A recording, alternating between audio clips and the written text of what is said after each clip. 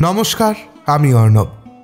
ইতিমধ্যেই আমরা চোখের বালি তিনটি পর্ব পেরিয়ে এসেছি। এবার চতুর্থ পর্ব। রোজকার মতো আজকেও একবার ফেলে আসা পাতাগুলো ঝটপট উল্টে দেখা যাক নাকি। সুখী দম্পতি মহেন্দ্র ও আশালতার জীবনে এলো সর্বনাশিনী বিনোদিনী।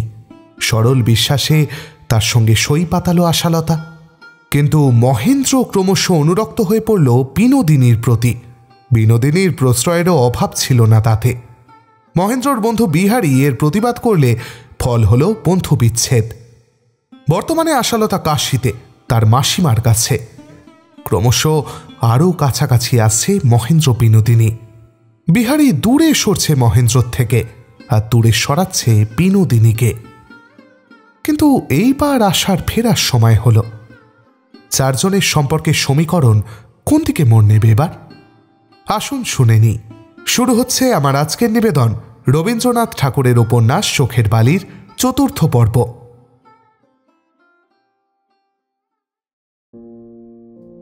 আশা একদিন অন্নপূর্ণাকে জিজ্ঞাসা করিল, আচ্ছা মাসিমা, মেসমশাইকে তোমার মনে পড়ে? অন্নপূর্ণা কহিলেন, আমি 11 বৎসর বয়সে বিধবা হইয়াছি, স্বামীর মূর্তি ছায়ার মতো মনে হয়। আশা জিজ্ঞাসা করিল, মাসি, তবে তুমি কাহার কথা ভাবো? অন্নপূর্ণা ঈষৎ হাসিয়া কহিলেন, আমার স্বামী এখন যাহার মধ্যে আছেন সেই ভগবানের কথা ভাবি। তাহাতে তুমি সুখ পাও? অন্নপূর্ণা সস্নেহে আশার মাথায় হাত বুলাইয়া কহিলেন, আমার সে মনের কথা তুই কি বুঝবি বাছা? সে আমার মন জানে, আর যার কথা ভাবি তিনিই জানেন। আশা মনে মনে ভাবিতে লাগিল, আমি যার কথা রাত্রিদিন ভাবি তিনি কি আমার মনের কথা জানেন না? আমি ভালো করিয়া চিঠি লিখিতে পারি না বলিয়া তিনি কেন আমায় চিঠি লেখা ছাড়িয়া দিয়াছেন? আশা কয়দিন মহেন্দ্র চিঠি পায় নাই। নিঃশ্বাস ফেলিয়া মনে মনে সে ভাবিল, চোখের বালি যদি হাতের কাছে থাকিত, সে আমার মনের কথা ঠিক মতো করিয়া লিখিয়া দিতে পারিত। কুলিখিত তুচ্ছপত্র স্বামীর কাছে আদর পাইবে না মনে করিয়া চিঠি লিখিতে কিছুতে আশার হাত সরিত না। যতই যত্ন করিয়া লিখিতে চাহিত, ততই তাহার অক্ষর খারাপ হইয়া যাইত। মনের কথা যতই ভালো করিয়া গুছাইয়া লইবার চেষ্টা করিত, ততই তাহার পদ কোনো মতেই সম্পূর্ণ হইত না। যদি ব্যক্তিমাত্র শ্রীচরণেষু লিখিয়া নাম সহি করিলেই মহেন্দ্র অন্তর্যামী দেবতার মতো সকল কথা বুঝিতে পারিত, তাহা হইলেই আশার চিঠি লেখা সার্থক হইত। বিধাতা এতখানি ভালোবাসা দিয়াছিলেন, একটুও ভাষা দেন নাই কেন? মন্দিরে সন্ধ্যারতির পরে গৃহে ফিরিয়া আসিয়া আশা অন্নপূর্ণার পায়ের কাছে বসিয়া আস্তে আস্তে তাহার পায়ে হাত বুলাইয়া দিতে লাগিল। অনেকক্ষণ নিঃশব্দের পর বলিল, মাসি, তুমি যে বলো স্বামীকে দেবতার মতো করিয়া সেবা করা স্ত্রীর ধর্ম, কিন্তু যে স্ত্রী মূর্খ, যাহার বুদ্ধি নাই, কেমন করিয়া স্বামীর সেবা করিতে হয় যে জানে না, সে কি করিবে? অন্নপূর্ণা কিছুক্ষণ আশার মুখের দিকে চাহিয়া রহিলেন। একটি চাপা দীর্ঘ নিঃশ্বাস ফেলিয়া বলিলেন, বাছা, আমিও তো মূর্খ, তবুও তো ভগবানের সেবা করিয়া থাকি। আশা কহিল, তিনি যে তোমার মন জানেন তাই খুশি হন, কিন্তু মনে করো স্বামী যদি মূর্খের সেবায় খুশি না হন? অন্নপূর্ণা কহিলেন, সকলকে খুশি করিবার শক্তি সকলের থাকে না বাছা।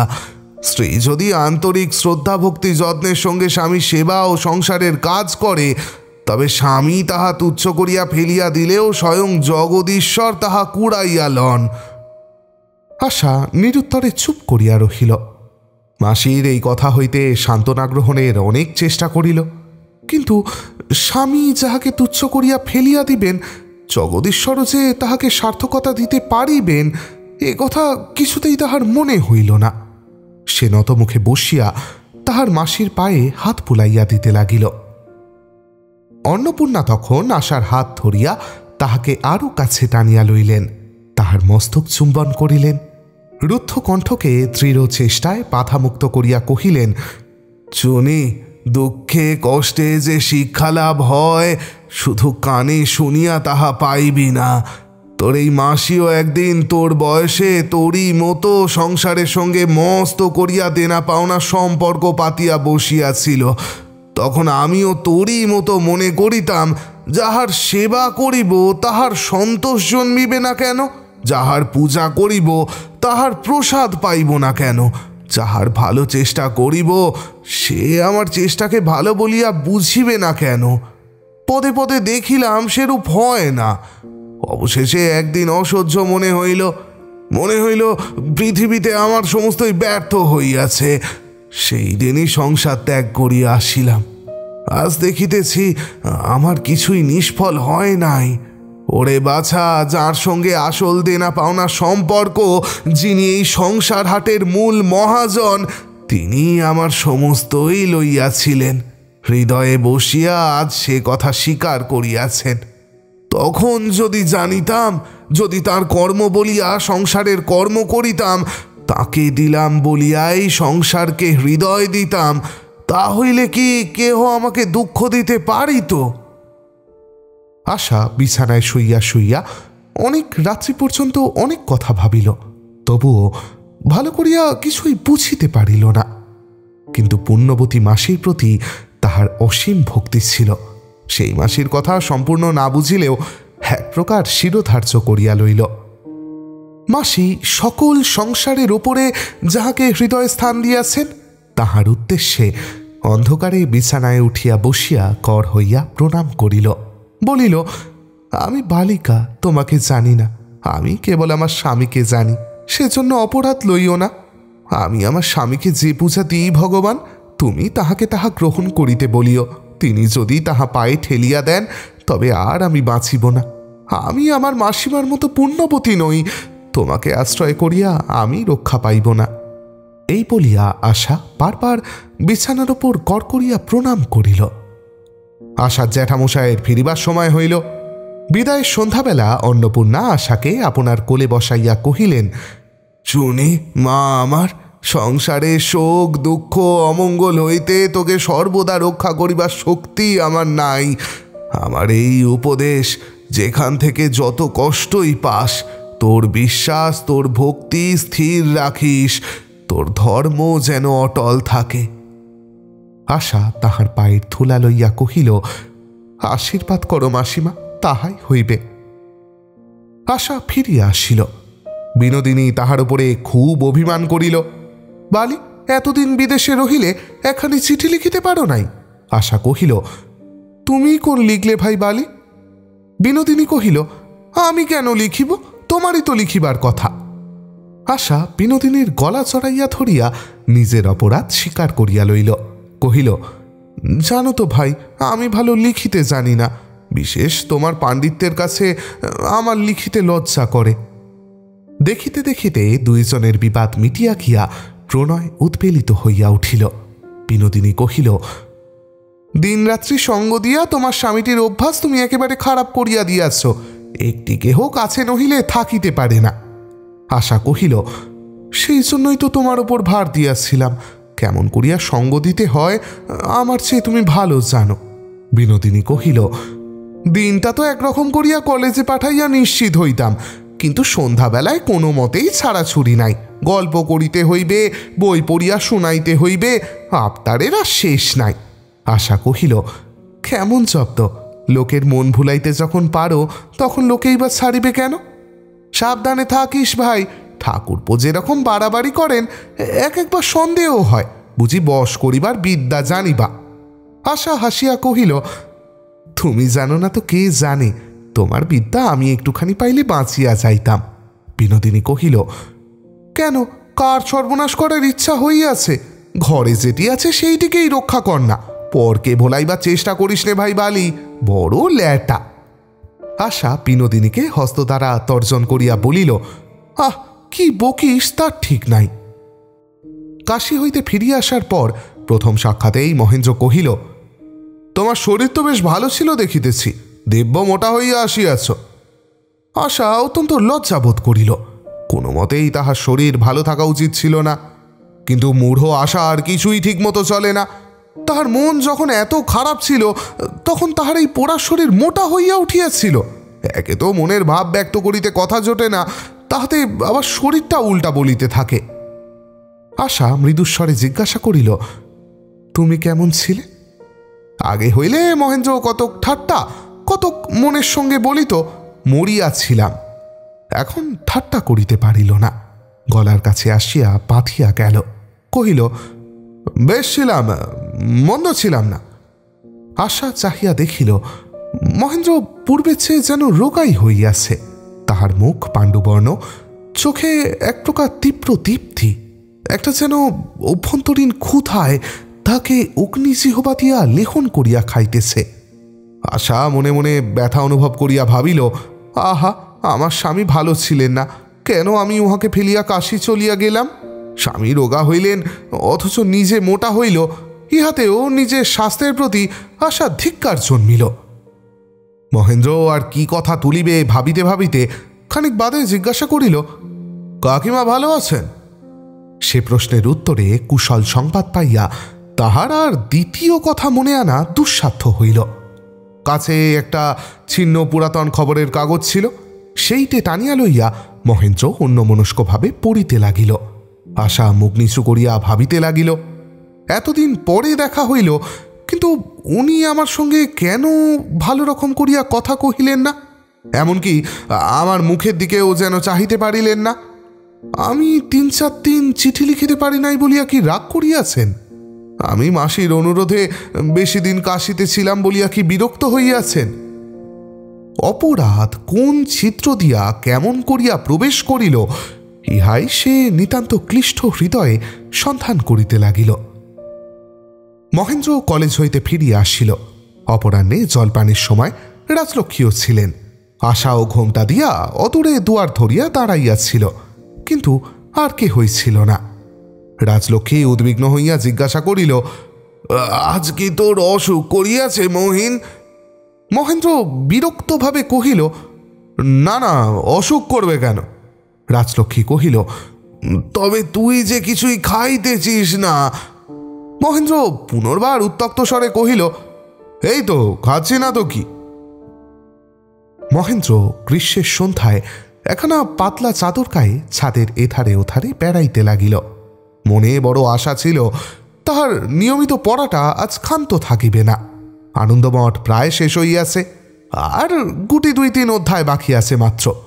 বিনোদিনী যত নিষ্ঠুরী হোক, সে কয়টা অধ্যায় আজ তাহাকে নিশ্চয় শোনাইয়া যাইবে। কিন্তু সন্ধ্যা অতীত হইল, সময় উত্তীর্ণ হইয়া গেল। গৌরভার নৈরাশ্য বহিয়া মহেন্দ্রকে শুইতে চাহিতে হইল। সজ্জিত লজ্জান্বিত আশা ধীরে ধীরে শয়নকক্ষে প্রবেশ করিল। দেখিল মহেন্দ্র বিছানায় শুইয়া পড়িয়াছে। তখন কেমন করিয়া অগ্রসর হইবে ভাবিয়া পাইল না। বিচ্ছেদের পর কিছুক্ষণ একটা নূতন লজ্জা আসে। যেখানটিতে ছাড়িয়া যাওয়া যায়, ঠিক সেইখানটিতে মিলিবার পূর্বে পরস্পর পরস্পরের নিকট হইতে নূতন সম্ভাষণের প্রত্যাশা করে। আশা তাহার সেই চির পরিচিত আনন্দশয্যাটিতে আজ অনাহুত কেমন করিয়া প্রবেশ করিবে। দ্বারের কাছে অনেকক্ষণ দাঁড়াইয়া রহিল। মহেন্দ্রর কোনো সাড়া পাইল না। অত্যন্ত ধীরে ধীরে এক পা করিয়া অগ্রসর হইতে লাগিল। যদি অসতর্কে দৈবাৎ কোনো গহনা বাজিয়া উঠে তো সে লজ্জায় মরিয়া যায়।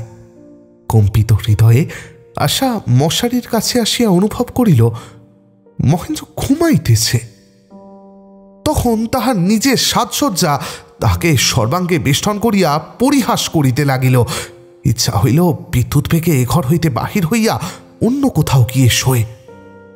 আশা যথাসাধ্য নিঃশব্দে সংকুচিত হইয়া খাটের উপর গিয়া উঠিল। তবু তাহাতে এতটুকু শব্দ ও নড়াচড়া হইল যে মহেন্দ্র যদি সত্যই ঘুমাইত, তাহা হইলে জাগিয়া উঠিত। কিন্তু আজ তাহার চক্ষু খুলিল না, কেননা মহেন্দ্র ঘুমাইতেছিল না। মহেন্দ্র খাটের অপর প্রান্তে পাশ ফিরিয়া শুইয়াছিল। সুতরাং আশা তাহার পশ্চাতে শুইয়া রহিল। আশা যে নিঃশব্দে অশ্রুপাত করিতেছিল, তাহা পিছন ফিরিয়াও মহেন্দ্র স্পষ্ট বুঝিতে পারিতেছিল। নিজের নিষ্ঠুরতায় তাহার হৃৎপিণ্ডটাকে যেন জাঁতার মতো পেষণ করিয়া ব্যথা দিতেছিল।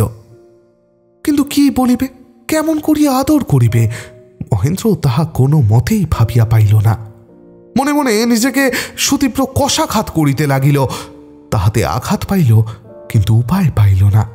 ভাবিল প্রাতকালে তো ঘুমের ভান করা যাইবে না, তখন মুখোমুখি হইলে আশাকে কি কথা বলিবে? আশা নিজেই মহেন্দ্রর সে সংকট দূর করিয়া দিল। সে অতি প্রত্যুষেই অপমানিত সাজসজ্জা লইয়া বিছানা ছাড়িয়া চলিয়া গেল। সেও মহেন্দ্রকে মুখ দেখাইতে পারিল না। আশা ভাবিতে লাগিল, এমন কেন হইল? আমি কি করিয়াছি? যে জায়গায় যথার্থ বিপদ, সে জায়গায় তাহার চোখ পড়িল না। বিনোদিনীকে যে মহেন্দ্র ভালোবাসিতে পারে, এই সম্ভাবনাও তাহার মনে উদয় হয় নাই। সংসারের অভিজ্ঞতা তাহার কিছুই ছিল না। তাছাড়া বিবাহের অনতিকাল পর হইতে সে মহেন্দ্রকে যাহা বলিয়া নিশ্চয় জানিয়াছিল, মহেন্দ্র যে তাহা ছাড়া আর কিছুই হইতে পারে, ইহা তাহার কল্পনাতেও আসে নাই। মহেন্দ্র আজ সকাল সকাল কলেজে গেল। কলেজ যাত্রাকালে আশা বারবার জানালার কাছে আসিয়া দাঁড়াইত এবং মহেন্দ্র গাড়ি হইতেই একবার মুখ তুলিয়া দেখিত। ইহা তাহাদের চিরকালে নিত্য প্রথা ছিল। সেই অভ্যাস অনুসারে গাড়ির শব্দ শুনিবা মাত্র যন্ত্রচালিতের মতো আশা জানালার কাছে আসিয়া উপস্থিত হইল। মহেন্দ্র অভ্যাসের খাতিরে একবার চকিতের মতো ওপরে চোখ তুলিল, দেখিল আশা দাঁড়াইয়া আছে। তখনও তাহার স্নান হয় নাই।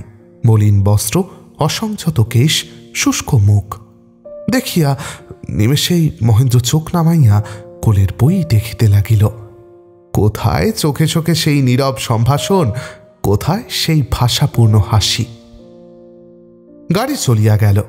আশা সেইখানে মাটির ওপর বসিয়া পড়িল। পৃথিবী সংসার সমস্ত বিস্বাদ হইয়া গেল। কলিকাতার কর্মপ্রবাহে তখন জোয়ার আসিবার সময়। সকাল 10টা বাজিয়াছে। আপিসের গাড়ির বিরাম নাই। ট্রামের পশ্চাতে ট্রাম ছুটিতেছে। সেই বাস্তব বেগমান কর্মকল্লোলের অদূরে এই একটি বেদনাস্তম্ভিত মুচ্ছমান হৃদয় অত্যন্ত বিশদ দৃশ্য। হঠাৎ এক সময় আশার মনে হইল, বুঝিয়াছি, ঠাকুরপো কাশী গিয়াছেন, সেই সংবাদে উনি রাগ করিয়াছেন। ইহা ছাড়া ইতিমধ্যে আর তো কোনো অপ্রীতিকর ঘটনা ঘটে নাই। কিন্তু আমার তাহাতে দোষ কি ছিল? ভাবিতে ভাবিতে অকস্মাৎ এক মুহূর্তের জন্য যেন আশার হৃৎস্পন্দন বন্ধ হইয়া গেল। হঠাৎ তাহার আশঙ্কা হইল, মহেন্দ্র বুঝি সন্দেহ করিয়াছেন বিহারীর কাশী যাওয়ার সঙ্গে আশারও কোনো যোগ আছে। দুইজনে পরামর্শ করিয়া এই কাজ। ছি ছি ছি ছি ছি! এমন সন্দেহ, কি লজ্জা! একে তো বিহারীর সঙ্গে তাহার নাম জড়িত হইয়া ধিক্কারের কারণ ঘটিয়াছে, তাহার উপরে মহেন্দ্র যদি এমন সন্দেহ করে, তবে তো আশার আর প্রাণ রাখা যায় না। কিন্তু যদি কোনো সন্দেহের কারণ হয়, যদি কোনো অপরাধ ঘটিয়া থাকে, মহেন্দ্র কেন স্পষ্ট করিয়া বলে না? বিচার করিয়া তাহার উপযুক্ত দণ্ড দেন না? মহেন্দ্র খোলসা কোনো কথা না বলিয়া কেবলই আশাকে যেন এড়াইয়া বেড়াইতেছে। তাই আশার বারবার মনে হইতে লাগিল, মহেন্দ্রর মনে এমন কোনো সন্দেহ আসিয়াছে যাহা নিজেই সে অন্যায় বলিয়া জানে, যাহা সে আশার কাছে স্পষ্ট করিয়া স্বীকার করিতেও লজ্জাবোধ করিতেছে। নহিলে এমন অপরাধীর মতো তাহার চেহারা হইবে কেন? ক্রুদ্ধ বিচারকের তো এমন কুণ্ঠিত ভাব হইবার কথা নহে। মহেন্দ্র গাড়ি হইতে চকিতের মতো সেই যে আশার ম্লান মুখ দেখিয়া গেল, তাহা সমস্ত দিন সে মন হইতে মুছিতে পারিল না। কলেজের লেকচারের মধ্যে, শ্রেণীবদ্ধ ছাত্রমণ্ডলীর মধ্যে সেই বাতায়ন, আশার সেই অস্নাত রুক্ষ কেশ, সেই মলিন বস্ত্র, সেই ব্যথিত ব্যাকুল দৃষ্টিপাত সুস্পষ্ট রেখায় বারংবার অঙ্কিত হইয়া উঠিতে লাগিল। কলেজের কাজ সারিয়া সে গোলদিঘির ধারে বেড়াইতে লাগিল। বেড়াইতে বেড়াইতে সন্ধ্যা হইয়া আসিল। আশার সঙ্গে কিরূপ ব্যবহার কর্তব্য তাহা সে কিছুতেই ভাবিয়া পাইল না। সদয় ছলনা না অকপট নিষ্ঠুরতা, কোনটা উচিত? বিনোদিনীকে পরিত্যাগ করিবে কিনা সে তর্ক আর মনে উদয়ই হয় না। দয়া এবং প্রেম মহেন্দ্র উভয় দাবি কেমন করিয়া রাখিবে? মহেন্দ্র তাহার মনকে এই বলিয়া বুঝাইল যে আশার প্রতি এখনো তাহার যে ভালোবাসা আছে, তাহা অল্প স্ত্রীর ভাগ্যেই জোটে। সেই স্নেহ, সেই ভালোবাসা পাইলে আশা কেন না সন্তুষ্ট থাকিবে? বিনোদিনী এবং আশা উভয়কেই স্থান দিবার মতো প্রশস্ত হৃদয় মহেন্দ্রর আছে। বিনোদিনীর সহিত মহেন্দ্রর যে পবিত্র প্রেমের সম্বন্ধ, তাদের দাম্পত্য নীতির কোনো ব্যাঘাত হইবে না। এইরূপে বুঝাইয়া মহেন্দ্র মন হইতে একটা ভার নামাইয়া ফেলিল। বিনোদিনী এবং আশা কাহাকেও ত্যাগ না করিয়া দুই চন্দ্রসেবিত গ্রহের মতো এইভাবেই সে চিরকাল কাটাইয়া দিতে পারিবে, এই মনে করিয়া তাহার মন প্রফুল্ল হইয়া উঠিল। আজ রাত্রে সে সকাল সকাল বিছানায় প্রবেশ করিয়া আদরে যত্নে স্নিগ্ধ আলাপে আশার মন হইতে সমস্ত বেদনা দূর করিয়া দিবে, ইহাই নিশ্চয় করিয়া দ্রুতপদে বাড়ি চলিয়া আসিল। আহারের সময় আশা উপস্থিত ছিল না, কিন্তু সে তো একসময় শুইতে আসিবেই, এই মনে করিয়া মহেন্দ্র বিছানার মধ্যে প্রবেশ করিল। কিন্তু নিস্তব্ধ ঘরে সেই শূন্য শয্যার মধ্যে কোন স্মৃতি মহেন্দ্রর হৃদয়কে আবিষ্ট করিয়া তুলিল? আশার সহিত নব্য পরিণয়ের নিত্য নতুন লীলা খেলা? না, সূর্যালোকের কাছে জ্যোৎস্না যেরকম মিলাইয়া যায়, সে সকল স্মৃতি তেমনি ক্ষীণ হইয়া আসিয়াছে। একটি তীব্র উজ্জ্বল তরুণী মূর্তি সরলা বালিকার সলজ্জ স্নিগ্ধ ছবিকে কোথায় আবৃত্ত আচ্ছন্ন করিয়া দীপ্যমান হইয়া উঠিয়াছে। বিনোদিনীর সঙ্গে বিষবৃক্ষ লইয়া সেই কারাকারি মনে পড়িতে লাগিল। সন্ধ্যার পর বিনোদিনী কপাল কুণ্ডলা পড়িয়া শোনাইতে শোনাইতে ক্রমে রাত্রি হইয়া আসিত। বাড়ির লোক ঘুমাইয়া পড়িত। রাত্রে নিভৃত কক্ষের সেই স্তব্ধ নির্জনতায় বিনোদিনীর কণ্ঠস্বর যেন আবেশে মৃদুতর ও রুদ্ধপ্রায় হইয়া আসিত। হঠাৎ সে আত্মসংবরণ করিয়া বই ফেলিয়া উঠিয়া পড়িত। মহেন্দ্র বলিত, তোমাকে সিঁড়ির নিচে পর্যন্ত পৌঁছাইয়া দিয়া আসি। সে সকল কথা বারংবার মনে পড়িয়া তাহার সর্বাঙ্গে পুলক সঞ্চার করিতে লাগিল। মহেন্দ্রর মনে মনে ঈষৎ আশঙ্কা হইতে লাগিল, এখনই আশা আসিয়া পড়িবে, কিন্তু আশা আসিল না। মহেন্দ্র ভাবিল, আমি তো কর্তব্যের জন্য প্রস্তুত ছিলাম, কিন্তু আশা যদি অন্যায় রাগ করিয়া না আসে তাহলে আমি কি করিব? এই বলিয়া নিশীথ রাত্রে বিনোদিনীর ধ্যানকে ঘনীভূত করিয়া তুলিল। ঘড়িতে যখন 1টা বাজিল তখন মহেন্দ্র আর থাকিতে পারিল না, মশারি খুলিয়া বাহির হইয়া পড়িল। ছাদে আসিয়া দেখিল গ্রীষ্মের জ্যোৎস্না রাত্রি বড় রমণীয় হইয়াছে। কলিকাতার প্রকাণ্ড নিঃশব্দতা এবং সুপ্তি যেন স্তব্ধ সমুদ্রের জলরাশির ন্যায় স্পর্শগম্য বলিয়া বোধ হইতেছে।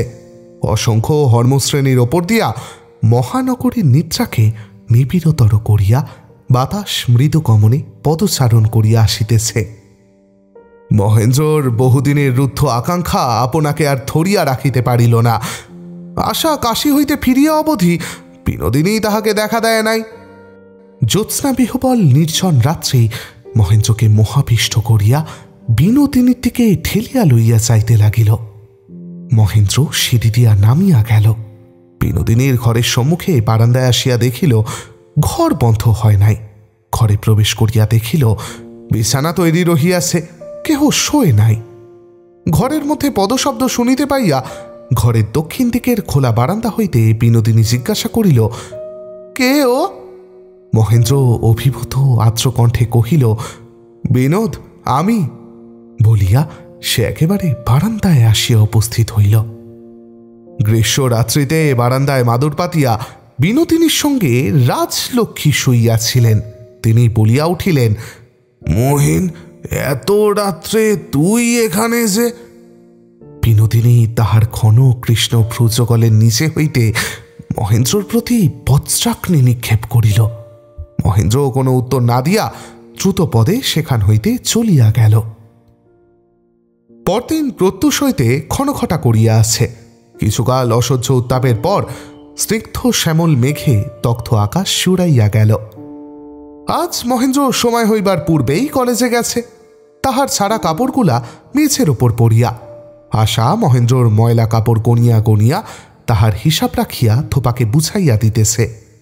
মহেন্দ্র স্বভাবতই ভোলামন অসাবধান লোক, এই জন্য আশার প্রতি তাহার অনুরোধ ছিল ধোবার বাড়ি দিবার পূর্বে তাহার ছাড়া কাপড়ের পকেট তদন্ত করিয়া লওয়া হয় যেন।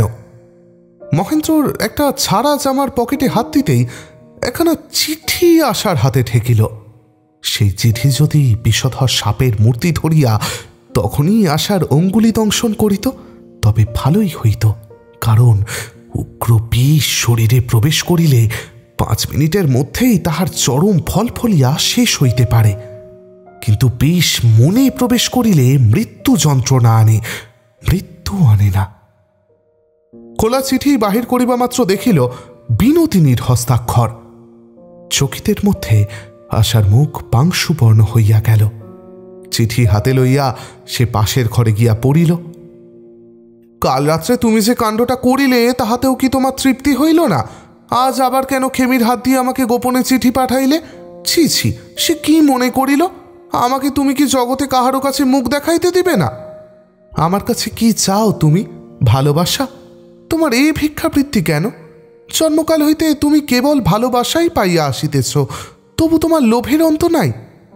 জগতে আমার ভালোবাসিবার এবং ভালোবাসা পাইবার কোনো স্থান নাই, তাই আমি খেলা খেলিয়া ভালোবাসার ক্ষেত মিটাইয়া থাকি। যখন তোমার অবসর ছিল তখন সেই মিথ্যা খেলায় তুমিও যোগ দিয়াছিলে, কিন্তু খেলার ছুটি কি ফুরায় না? ঘরের মধ্যে তোমার ডাক পড়িয়াছে, এখন আবার খেলার ঘরে উঁকিঝুঁকি কেন? এখন ধুলা ঝাড়িয়া ঘরে যাও। আমার তো ঘর নাই, আমি মনে মনে একলা বসিয়া খেলা করিব, তোমাকে ডাকিব না। তুমি লিখিয়াছ আমাকে ভালোবাসো, খেলার বেলায় সে কথা শোনা চাইতে পারে, কিন্তু যদি সত্য বলিতে হয় ও কথা বিশ্বাস করি না। এক সময় মনে করিতে তুমি আশাকে ভালোবাসিতেছ, সেও মিথ্যা। এখন মনে করিতেছ তুমি আমাকে ভালোবাসিতেছ, এও মিথ্যা। তুমি কেবল নিজেকে ভালোবাসো। ভালোবাসার তৃষ্ণায় আমার হৃদয় হইতে বক্ষ পর্যন্ত শুকাইয়া উঠিতেছে। সে তৃষ্ণা পূরণ করিবার সম্বল তোমার হাতে নাই, সে আমি বেশ ভালো করিয়াই দেখিয়াছি। আমি তোমাকে বারংবার বলিতেছি, তুমি আমাকে ত্যাগ করো, আমাকে পশ্চাতে ফিরিও না, নির্লজ্জ হইয়া আমাকে লজ্জা দিও না। আমার খেলার শখ মিঠিয়াছে, এখন ডাক দিলে কিছুতেই আমার সাড়া পাইবে না। চিঠিতে তুমি আমাকে নিষ্ঠুর বলিয়াছ, সে কথা সত্য হইতে পারে, কিন্তু আমার কিছু দয়াও আছে, তাই আজ তোমাকে আমি দয়া করিয়া ত্যাগ করিলাম। এই চিঠির যদি উত্তর দাও তবে বুঝিব, না পালাইলে তোমার হাত হইতে আমার নিষ্কৃতি নাই। চিঠিখানি পড়িবা মাত্র মুহূর্তের মধ্যে চারিদিক হইতে আসার সমস্ত অবলম্বন যেন যেন খসিয়া পড়িয়া গেল। শরীরের সমস্ত স্নায়ু পেশি যেন একেবারে হাল ছাড়িয়া দিল। নিঃশ্বাস লইবার জন্য যেন বাতাসটুকু পর্যন্ত রহিল না। সূর্য তাহার চোখের ওপর হইতে সমস্ত আলো যেন তুলিয়া লইল। আশা প্রথমে দেওয়ালে, তাহার পর আলমারি, তাহার পর চৌকি ধরিতে ধরিতে মাটিতে পড়িয়া গেল। ক্ষণকাল পরে সচেতন হইয়া চিঠিখানা আর একবার পড়িতে চেষ্টা করিল, কিন্তু এ উদ্ভ্রান্ত চিত্তে কিছুতেই তাহার অর্থ গ্রহণ করিতে পারিল না। কালো কালো অক্ষরগুলা তাহার চোখের ওপর নাচিতে লাগিল। এ কি করে হইল? এ কেমন করিয়া হইল? এ কি সম্পূর্ণ সর্বনাশ! সে কি করিবে, কাহাকে ডাকিবে, কোথায় যাইবে, কিছুই ভাবিয়া পাইল না। ডাঙার উপরে উঠিয়া মাছ যেমন খাবি খায়, তাহার বুকের ভেতরটা তেমনি করিতে লাগিল। মৎস্যমান ব্যক্তি যেমন কোনো একটি আশ্রয় পাইবার জন্য জলের উপরে হস্ত প্রসারিত করিয়া আকাশ খুঁজিয়া বেড়ায়, তেমনি আশা মনের মধ্যে একটা যা হয় কিছু প্রাণপণে আকুড়িয়া ধরিবার জন্য একান্ত চেষ্টা করিল। অবশেষে বুক চাপিয়া ঊর্ধ্বশ্বাসে বলিয়া উঠিল, মাসিমা! সেই স্নেহের সম্ভাষণ উচ্ছ্বসিত হইবা মাত্র তাহার চোখ দিয়া ছরছর করিয়া জল পড়িতে লাগিল। মাটিতে বসিয়া কান্নার ওপর কান্না, কান্নার ওপর কান্না যখন ফিরিয়া ফিরিয়া শেষ হইল, তখন সে ভাবিতে লাগিল, এ চিঠি লইয়া আমি কি করিব? স্বামী যদি জানিতে পারে এ চিঠি আশার হাতে পড়িয়াছে, তবে সেই উপলক্ষে তাহার নিদারুণ লজ্জা স্মরণ করিয়া আশা অত্যন্ত কুণ্ঠিত হইতে লাগিল। স্থির করিল চিঠিখানা সেই ছাড়া জামার পকেটে পুনরায় রাখিয়া জামাটি আলনায় ঝুলাইয়া রাখিবে, ধোবার বাড়ি দিবে না। এই ভাবিয়া চিঠি হাতে সে শয়ন গৃহে আসিল। ধোবাটি ইতিমধ্যে ময়লা কাপড়ের কাঁঠারির ওপর ঠেস দিয়া ঘুমাইয়া পড়িয়াছে। মহেন্দ্র ছাড়া জামাটা তুলিয়া লইয়া আশা তাহার পকেটে চিঠি পড়িবার উদ্যোগ করিতেছে, এমন সময় সাড়া পাইল, ভাই বালি। তাড়াতাড়ি চিঠি ও জামাটা খাটের ওপর ফেলিয়া সে তাহা চাপিয়া বসিল। বিনোদিনী ঘরে প্রবেশ করিয়া কহিল, ধোবা বড় কাপড় বদল করিতেছে, যে কাপড়গুলোয় মার্কা দেওয়া হয় নাই সেগুলো আমি লইয়া যাই। আশা বিনোদিনীর মুখের দিকে চাহিতে পারিল না, পাছে মুখের ভাবে সকল কথা স্পষ্ট করিয়া প্রকাশ পায়। এই জন্য সে জানালার দিকে মুখ ফিরাইয়া আকাশের দিকে চাহিয়া রহিল, ঠোঁটে ঠোঁট চাপিয়া রহিল, পাছে চোখ দিয়া জল বাহির হইয়া পড়ে। বিনোদিনী থমকিয়া দাঁড়াইয়া একবার আশাকে নিরীক্ষণ করিয়া দেখিল, মনে মনে কহিল, ও বুঝিয়াছি, কাল রাত্রের বিবরণ তবে জানিতে পারিয়াছ। আমার ওপরে এই সমস্ত রাগ যেন অপরাধ আমারই।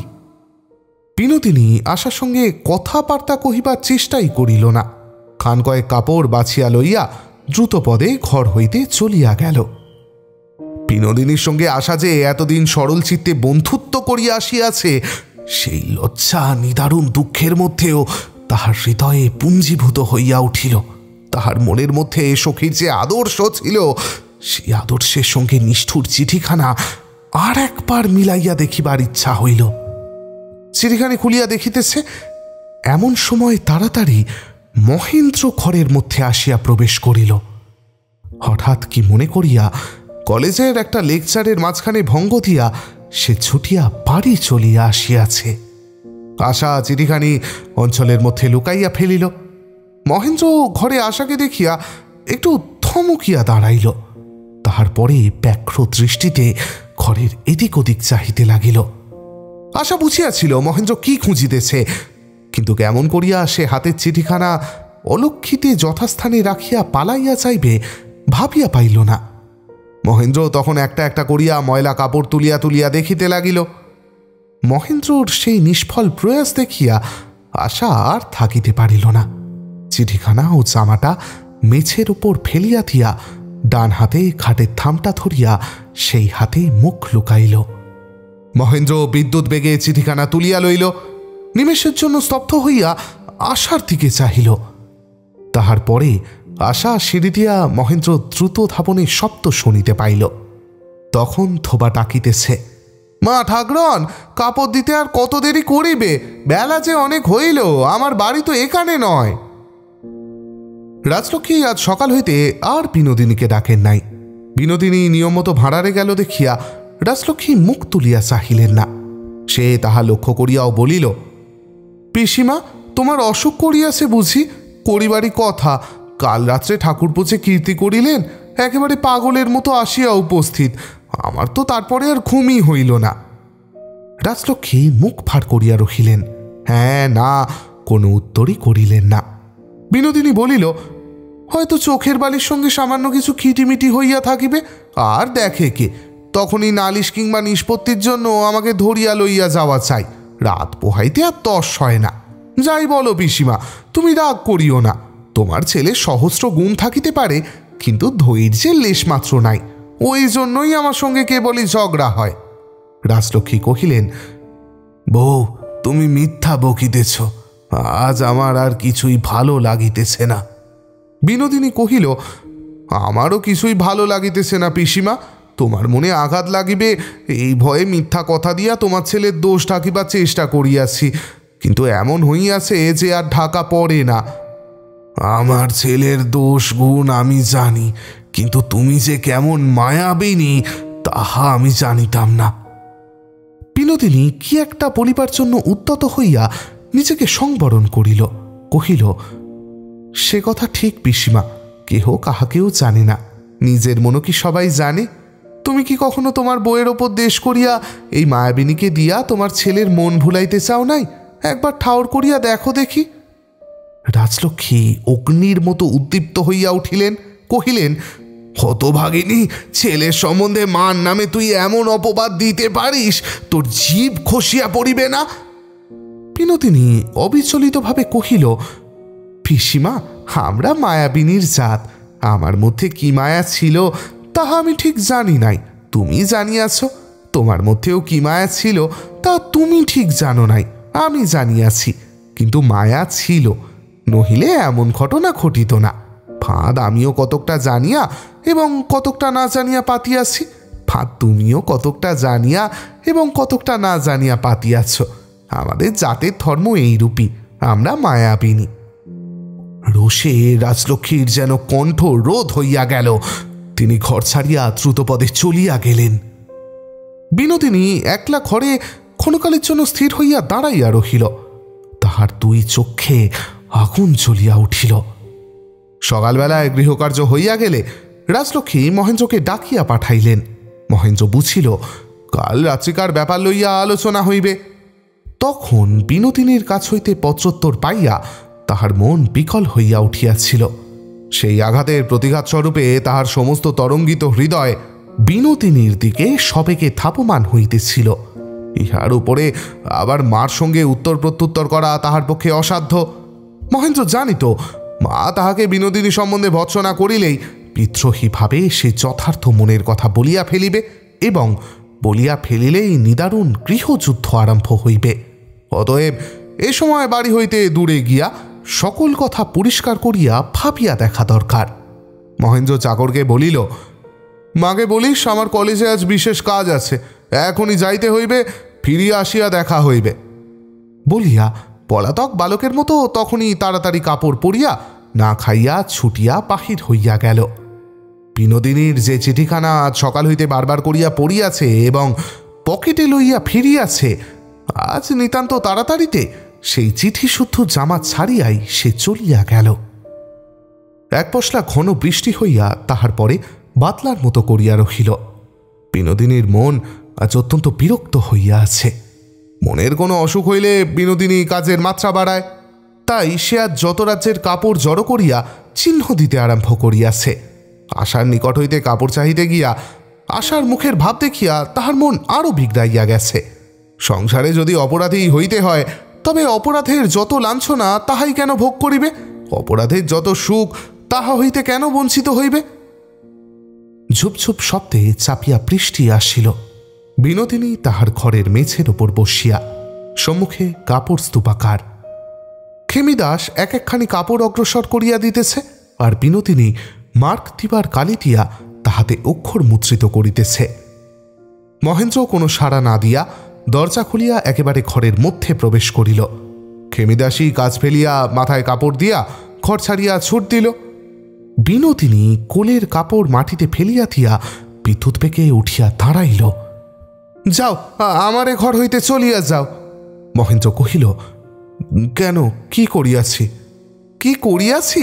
ভীরু কাপুরুষ, কি করিবার সাধ্য আছে তোমার? না জানো ভালোবাসিতে, না জানো কর্তব্য করিতে। মাঝ হইতে আমাকে কেন লোকের কাছে নষ্ট করিতেছ? তোমাকে আমি ভালোবাসি নাই এমন কথা বলিলে? আমি সেই কথাই বলিতেছি। লুকোচুরি ঢাকাঢাকি একবার এদিক একবার ওদিক, তোমার এই চোরের মতো প্রবৃত্তি দেখিয়া আমার ঘৃণা জন্মিয়া গেছে, আর ভালো লাগে না। তুমি যাও। মহেন্দ্র একেবারে মুহ্যমান হইয়া কহিল, তুমি আমাকে ঘৃণা করো বিনোদ? হ্যাঁ, ঘৃণা করি। এখনো প্রায়শ্চিত্ত করিবার সময় আছে বিনোদ। আমি যদি আর দ্বিধা না করি, সমস্ত পরিত্যাগ করিয়া চলিয়া যাই, তুমি আমার সঙ্গে যাইতে প্রস্তুত আছো? বলিয়া মহেন্দ্র বিনোদিনীর দুই হাত সবলে ধরিয়া তাহাকে কাছে টানিয়া লইল। ছাড়ো, আমার লাগিতেছে। তা লাগুক, বলো তুমি আমার সঙ্গে যাইবে? না, যাইব না, কোনো মতেই না। কেন যাইবে না? তুমিই তো আমাকে সর্বনাশের মুখে টানিয়া আনিয়াছ। আজ তুমি আমাকে পরিত্যাগ করিতে পারিবে না, তোমাকে চাইতেই হইবে। বলিয়া মহেন্দ্র সুদৃঢ় বলে বিনোদিনীকে বুকের উপর টানিয়া লইল। জোর করিয়া তাহাকে ধরিয়া রাখিয়া কহিল, তোমার ঘৃণাও আমাকে ফিরাইতে পারিবে না। আমি তোমাকে লইয়া যাইবই, এবং যেমন করিয়া হোক তুমি আমাকে ভালোবাসিবেই। বিনোদিনী সবলে আপনাকে বিচ্ছিন্ন করিয়া লইল। মহেন্দ্র কহিল, চারিদিকে আগুন জ্বালাইয়া তুলিয়াছ, এখন আর নিবাইতেও পারিবে না, পলাইতেও পারিবে না। বলিতে বলিতে মহেন্দ্রর গলা চড়িয়া উঠিল। উচ্চ স্বরে এসে কহিল, এমন খেলা কেন খেলিলে বিনোদ? এখন আর ইহাকে খেলা বলিয়া মুক্তি পাইবে না। এখন তোমার আমার একই মৃত্যু। রাজলক্ষ্মী ঘরে ঢুকিয়া কহিলেন, মহিন, কি করছিস? মহেন্দ্রর উন্মত্ত দৃষ্টি এক নিমেষ মাত্র মাতার মুখের দিকে ঘুরিয়া আসিল। তাহার পরে পুনরায় বিনোদিনীর দিকে চাহিয়া মহেন্দ্র কহিল, আমি সব ছাড়িয়া চলিয়া যাইতেছি, বলো তুমি আমার সঙ্গে যাইবে? বিনোদিনী ক্রুদ্ধা রাজলক্ষ্মীর মুখের দিকে একবার চাহিল, তাহার পর অগ্রসর হইয়া অবিচলিতভাবে মহেন্দ্রর হাত ধরিয়া কহিল, চাইব। মহেন্দ্র কহিল, তবে আজিকার মতো অপেক্ষা করো, আমি চলিলাম, কাল হইতে তুমি ছাড়া আর আমার কেহই রহিবে না। বলিয়া মহেন্দ্র চলিয়া গেল। এমন সময় ধোবা আসিয়া বিনোদিনীকে কহিল, মা ঠাকুরন, আজ যে বসিতে পারি না, আজ যদি তোমাদের ফুরসত না থাকে তো কাল আসিয়া আমি কাপড় লইয়া যাইব। খেমি আসিয়া কহিল, বউ ঠাকুরন, সহিস বলিতেছে দানা ফুরাইয়া গিয়াছে। বিনোদিনী 7 দিনের দানা ওজন করিয়া আস্তাবলে পাঠাইয়া দিত এবং নিজে জানালায় দাঁড়াইয়া ঘোড়ার খাওয়া দেখিত।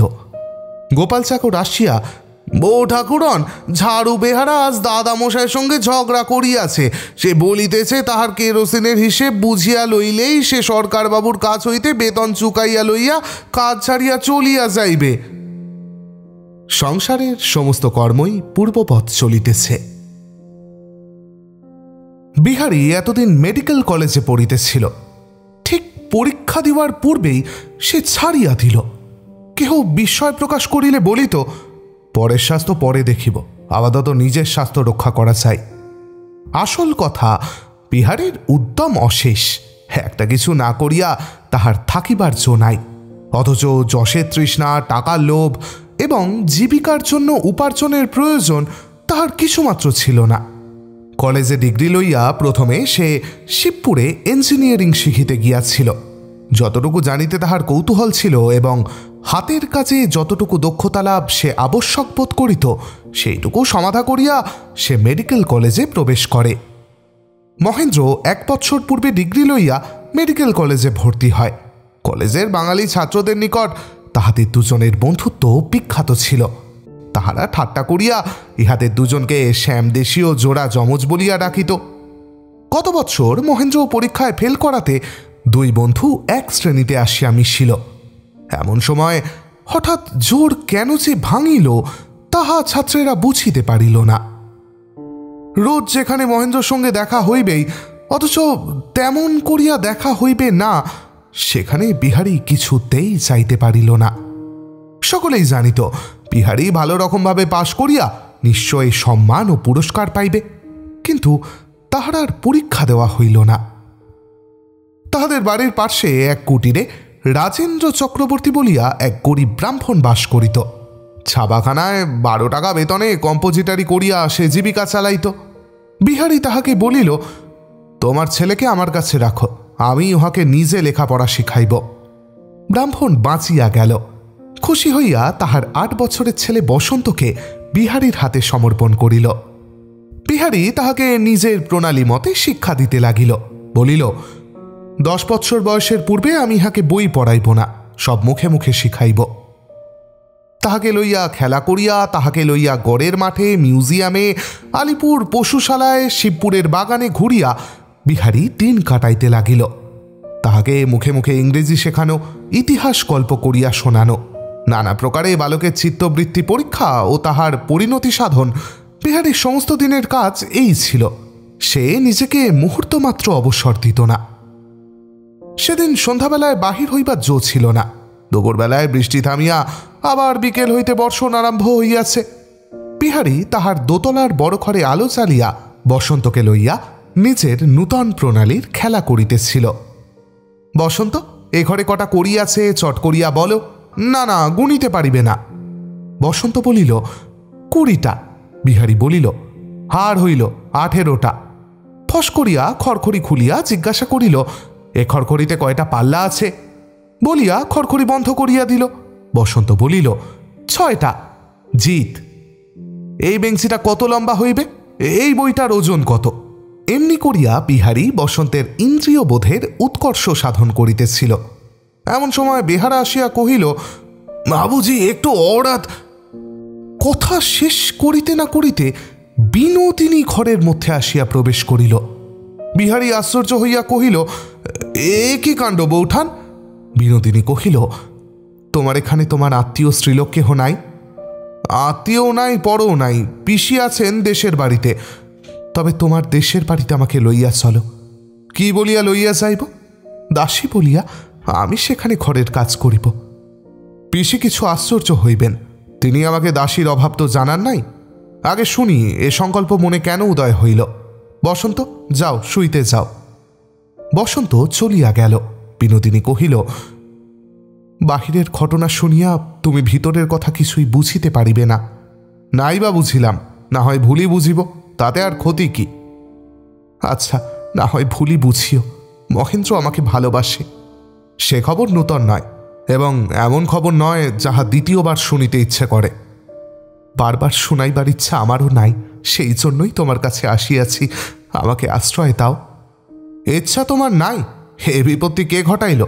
মহেন্দ্র যে পথে চলিয়াছিল সে পথ হইতে তাহাকে কে ভ্রষ্ট করিয়াছে? আমি করিয়াছি, তোমার কাছে লুকাইব না, এ সমস্তই আমার কাজ। আমি মন্দ হই, যা হই, একবার আমার মতো হইয়া আমার অন্তরের কথা বুঝিবার চেষ্টা করো।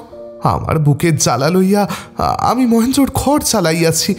একবার মনে হইয়াছিল আমি মহেন্দ্রকে ভালোবাসি, কিন্তু তাহা ভুল। ভালোবাসিলে কি কেহ এমন অগ্নিকাণ্ড করিতে পারে? ঠাকুরপো, এ তোমার শাস্ত্রের কথা, এখনো ওসব কথা শুনিবার মতো মতি আমার হয় নাই। ঠাকুরপো, তোমার পুঁথি রাখিয়া একবার অন্তর্যামীর মতো আমার হৃদয়ের মধ্যে দৃষ্টিপাত করো। আমার ভালো মন্দ সব আমি আজ তোমার কাছে বলিতে চাই। পুঁথির সাথে খুলিয়া রাখিব উঠান। হৃদয়কে হৃদয়েরই নিয়মে বুঝিবার ভার অন্তর্যামীর ওপরই থাক। আমরা পুঁথির বিধান মিলাইয়া না চলিলে শেষকালে যে ঠেকাইতে পারি না। শুনো ঠাকুরপো, আমি নির্লজ্জ হইয়াই বলিতেছি, তুমি আমাকে ফিরাইতে পারিতে। মহেন্দ্র আমাকে ভালোবাসে বটে, কিন্তু সে নিরেট অন্ধ, আমাকে কিছুই বোঝে না। একবার মনে হইয়াছিল তুমি আমাকে যেন বুঝিয়াছ, একবার তুমি আমাকে শ্রদ্ধা করিয়াছিলে। সত্য করিয়া বলো, সে কথা চাপা দেওয়ার চেষ্টা করিও না। সত্যিই বলিতেছি, আমি তোমাকে শ্রদ্ধা করিয়াছিলাম। ভুল করো নাই ঠাকুরপো, কিন্তু বুঝিলেই যদি, শ্রদ্ধা করিলেই যদি, তবে সেইখানেই থামিলে কেন? আমাকে ভালোবাসিতে তোমার কি বাধা ছিল? আমি আজ নির্লজ্জ হইয়া তোমার কাছে আসিয়াছি, এবং আমি আজ নির্লজ্জ হইয়াই তোমাকে বলিতেছি, তুমি আমাকে ভালোবাসিলে না কেন?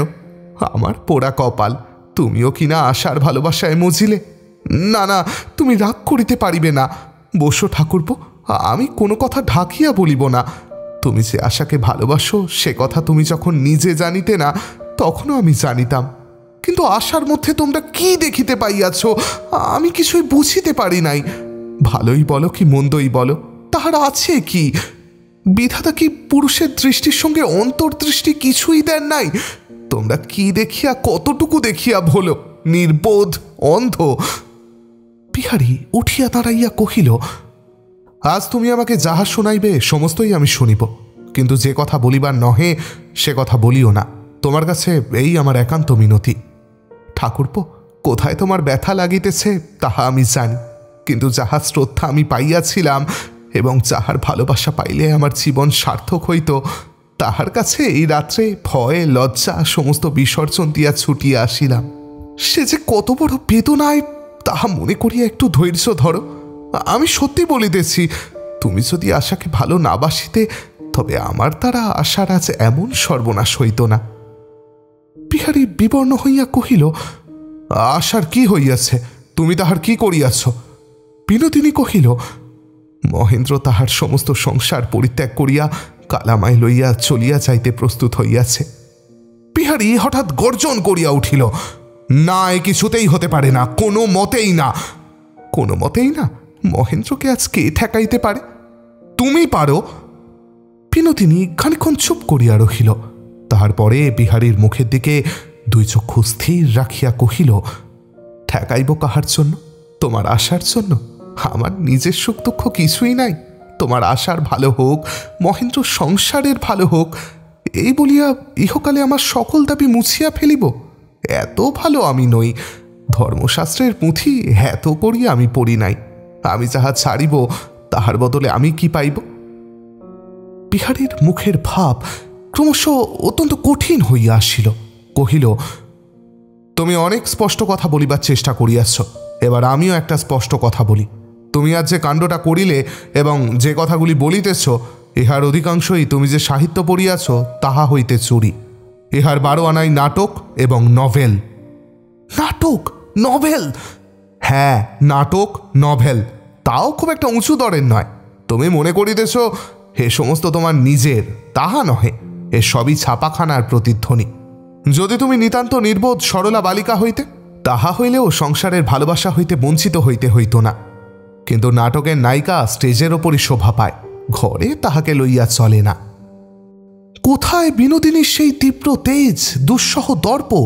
মন্ত্রাহত ফণিনীর মতো সে স্তব্ধ হইয়া নত হইয়া রহিল। অনেকক্ষণ পরে বিহারীর মুখের দিকে না চাহিয়া শান্ত নম্র স্বরে কহিল, তুমি আমাকে কি করিতে বলো? বিহারী কহিল, অসাধারণ কিছু করিতে চাহিও না। সাধারণ স্ত্রীলোকের শুভবুদ্ধি যাহা বলে তাহাই করো। দেশে ফিরিয়া যাও। কেমন করিয়া চাইব? মেয়েদের গাড়িতে তুলিয়া দিয়া আমি তোমাকে তোমাদের স্টেশনে পৌঁছাইয়া দিব। আজ রাত্রে তবে আমি এখানেই থাকি? না, এত বিশ্বাস আমার নিজের ওপরে নেই। শুনিয়া তৎক্ষণাৎ বিনোদিনী চৌকি হইতে ভূমিতে লুটাইয়া পড়িল। বিহারীর দুই পা প্রাণপণে বক্ষে চাপিয়া ধরিয়া কহিল, ওইটুকু দুর্বলতা রাখো ঠাকুরপো, একেবারে পাথরের দেবতার মতো পবিত্র হইও না। মন্দকে ভালোবাসিয়া একটুখানি মন্দ হও। বলিয়া বিনোদিনী বিহারীর পদযুগল বারবার চুম্বন করিল। বিহারী বিনোদিনীর এই আকস্মিক অভাবনীয় ব্যবহারে ক্ষণকালের জন্য যেন আত্মসংবরণ করিতে পারিল না। তাহার শরীর মনের সমস্ত গ্রন্থি যেন শিথিল হইয়া আসিল।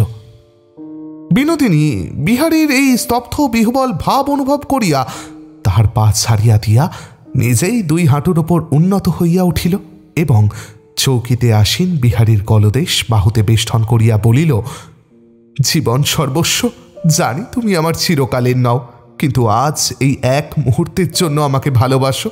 তারপরে আমি আমাদের সেই বনে জঙ্গলে চলিয়া যাইব, কাহারও কাছে কিচ্ছু চাইব না।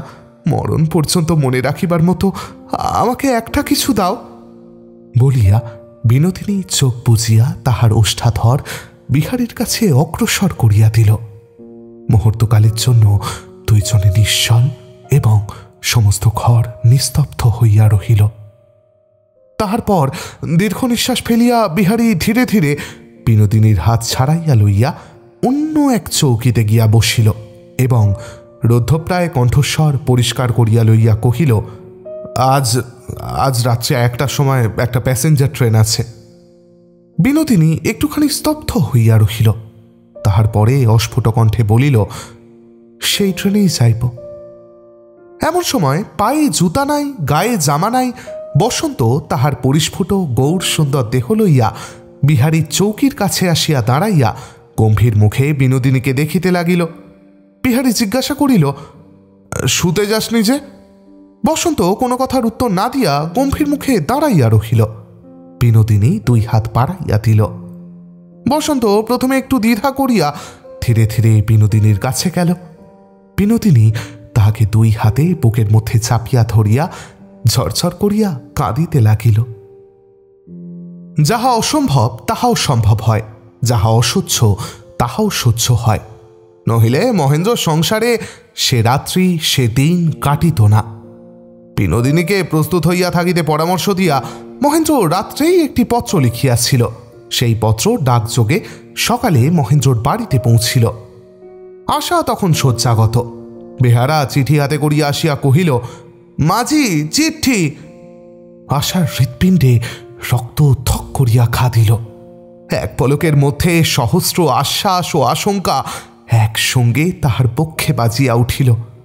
তাড়াতাড়ি মাথা তুলিয়া চিঠিখানি লইয়া দেখিল মহেন্দ্রর হাতের অক্ষরে বিনোদিনীর নাম।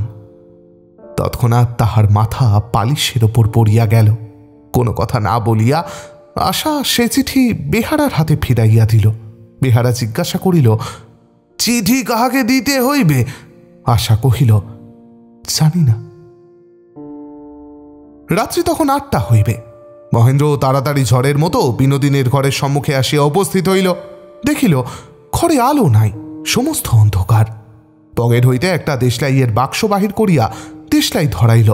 দেখিল ঘর শূন্য, বিনোদিনী নাই, তাহার জিনিসপত্রও নাই। দক্ষিণের বারান্দায় গিয়া দেখিল বারান্দা নির্জন। ডাকিল, বিনোদ। কোনো উত্তর আসিল না। নির্বোধ, নির্বোধ, আমি নির্বোধ। তখনই সঙ্গে করিয়া লইয়া যাওয়া উচিত ছিল। নিশ্চয় মা বিনোদিনীকে এমন গঞ্জনা দিয়াছেন যে সে আর ঘরে টিকিতে পারে নাই।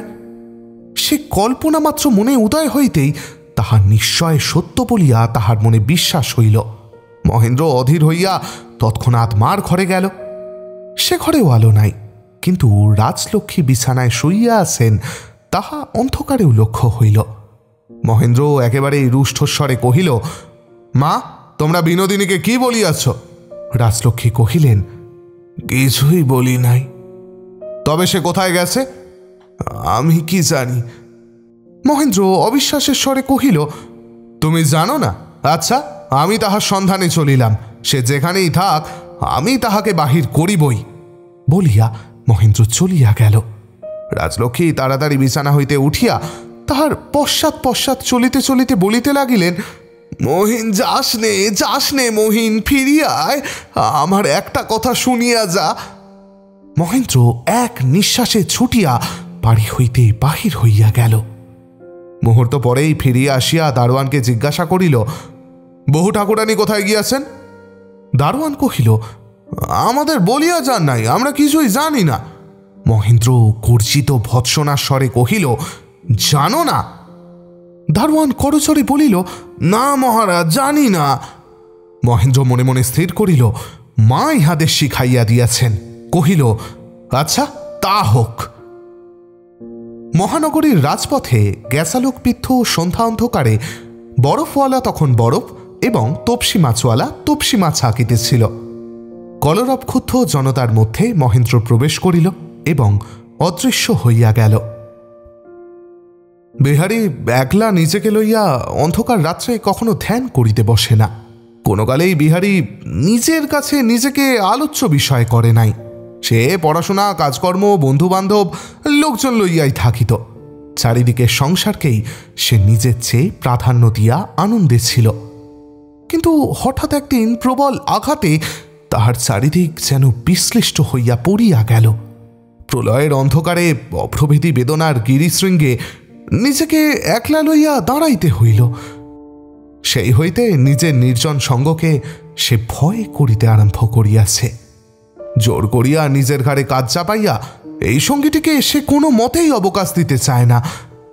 কিন্তু আজ নিজের সেই অন্তর্বাসীকে বিহারী কোনো মতেই ঠেলিয়া রাখিতে পারিল না। কাল বিনোদিনীকে বিহারী দেশে পৌঁছাইয়া দিয়া আসিয়াছে। তাহার পর হইতে সে যে কোনো কাজে, যে কোনো লোকের সঙ্গেই আছে, তাহার কুহাশায়ী বেদনাতুর হৃদয় তাহাকে নিজের নিগূঢ় নির্জনতার দিকে অবিশ্রাম আকর্ষণ করিতেছে। শ্রান্তি ও অবসাদে আজ বিহারীকে পরাস্ত করিল। রাত্রি তখন 9টা হইবে। বিহারীর গৃহের সম্মুখবর্তী দক্ষিণের ছাদের ওপর দিনান্তরম্য গ্রীষ্মের বাতাস উতলা হইয়া উঠিয়াছে। বিহারী চন্দ্রোদয়হীন অন্ধকারে ছাদে এখানে কেদারা লইয়া বসিয়া আছে। বালক বসন্তকে আজ সন্ধ্যাবেলায় সে পড়ায় নাই। সকাল সকাল তাহাকে বিদায় করিয়া দিয়াছে।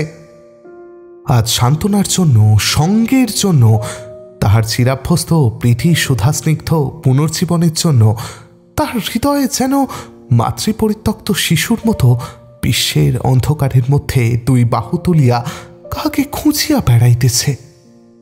আজ তাহার দৃঢ়তা, তাহার কঠোর সংযমের বাঁধ কোথায় ভাঙিয়া গিয়াছে। যাহাদের কথা ভাবিবে না পণ করিয়াছিল, সমস্ত হৃদয় তাহাদের দিকে ছুটিয়াছে। আজ আর পথরোধ করিবার লেশ মাত্র বল নাই। মহেন্দ্র সহিত বাল্যকালের প্রণয় হইতে সেই প্রণয়ের অবসান পর্যন্ত সমস্ত কথা, সে সুদীর্ঘ কাহিনী নানা বর্ণে চিত্রিত, জলে, স্থলে, পর্বতে, নদীতে বিভক্ত মানচিত্রের মতো তাহার মনের মধ্যে কুটানো ছিল। বিহারী প্রশস্ত করিয়া ধরিল। যে ক্ষুদ্র জগৎটুকুর ওপর সে তাহার জীবনের প্রতিষ্ঠা করিয়াছিল, তাহা কোনখানে কোন দুর্গ্রহের সহিত সংঘাত পাইল, তাহাই সে মনে করিয়া দেখিতে লাগিল।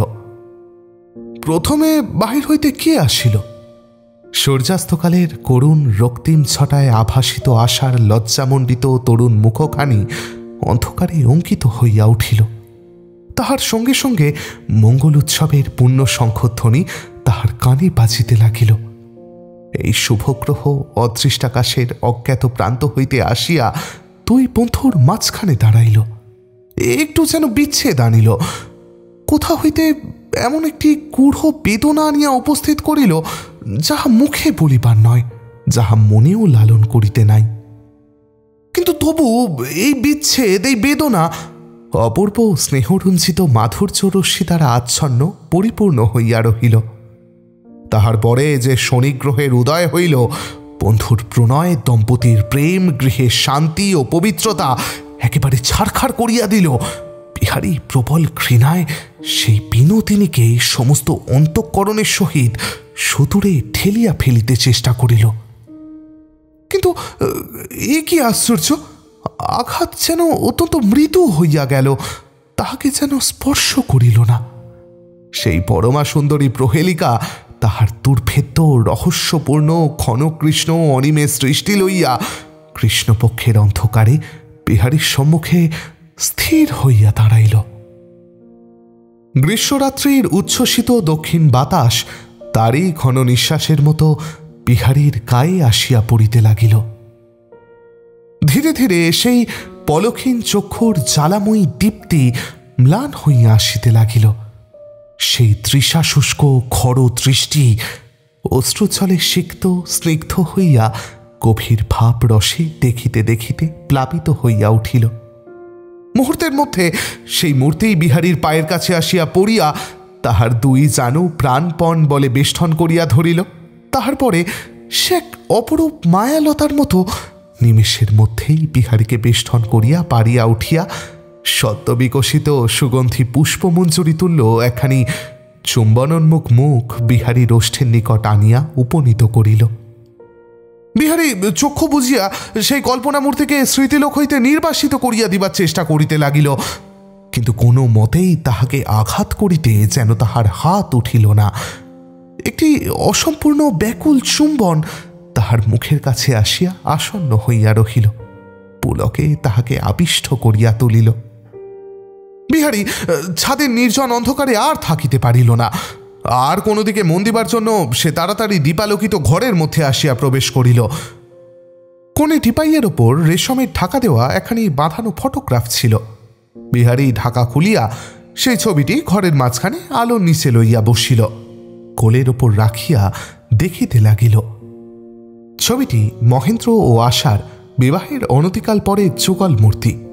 ছবির পশ্চাতে মহেন্দ্র নিজের অক্ষরে মহিন্দা এবং আশা স্বহস্তে আশা এই নামটুকু লিখিয়া দিয়াছিল। ছবির মধ্যে সেই নবপরিণয়ের মধুর দিনটি আর খুঁজিল না। মহেন্দ্র চৌকিতে বসিয়া আছে, তাহার মুখে নূতন বিবাহের একটি নবীন সরস ভাবাবেশ। পাশে আশা দাঁড়াইয়া।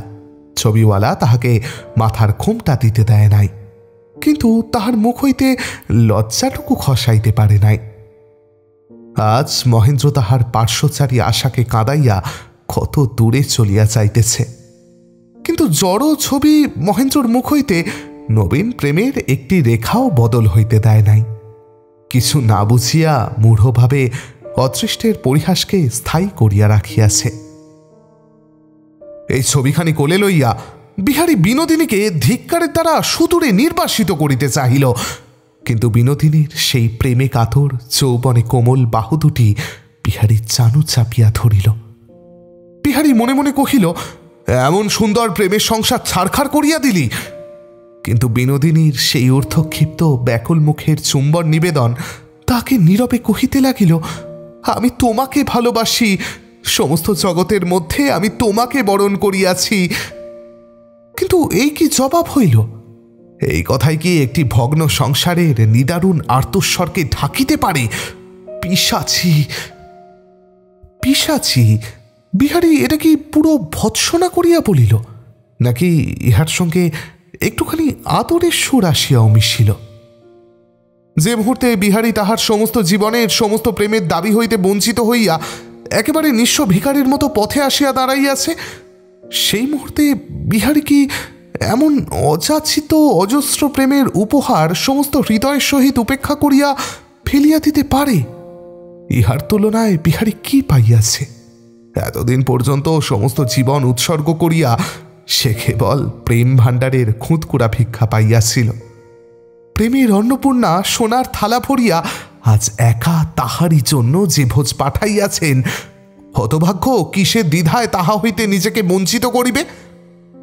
ছবি কোলে লইয়া এমনই নানা কথা যখন সে আলোচনা করিতেছিল, এমন সময় পার্শ্বে শব্দ শুনিয়া চমকিয়া উঠিয়া দেখিল মহেন্দ্র আসিতেছে। চকিত হইয়া দাঁড়াইয়া উঠিতেই কোল হইতে ছবিখানি নিচে কার্পেটের ওপর পড়িয়া গেল। বিহারী তাহা লক্ষ্য করিল না। মহেন্দ্র একেবারে আসিয়াই বলিল, বিনোদিনী কোথায়? বিহারী মহেন্দ্রর কাছে অগ্রসর হইয়া তাহার দুই হাত ধরিয়া কহিল, মহিন্দা, একটু বসো, সকল কথার আলোচনা করা যাইতেছে। মহেন্দ্র কহিল, আমার বসিবার এবং আলোচনা করিবার সময় নাই, বলো বিনোদিনী কোথায়? বিহারী কহিল, তুমি যে প্রশ্নটি জিজ্ঞাসা করিতেছ এক কথায় তাহার উত্তর দেওয়া চলে না, একটু তোমাকে স্থির হইয়া বসিতে হইবে। মহেন্দ্র কহিল, উপদেশ দিবে? সেসব উপদেশের কথা আমি শিশুকালেই পড়িয়াছি। না না, উপদেশ দেওয়ার অধিকার ও ক্ষমতা কোনোটাই আমার নাই। ভৎসনা করিবে?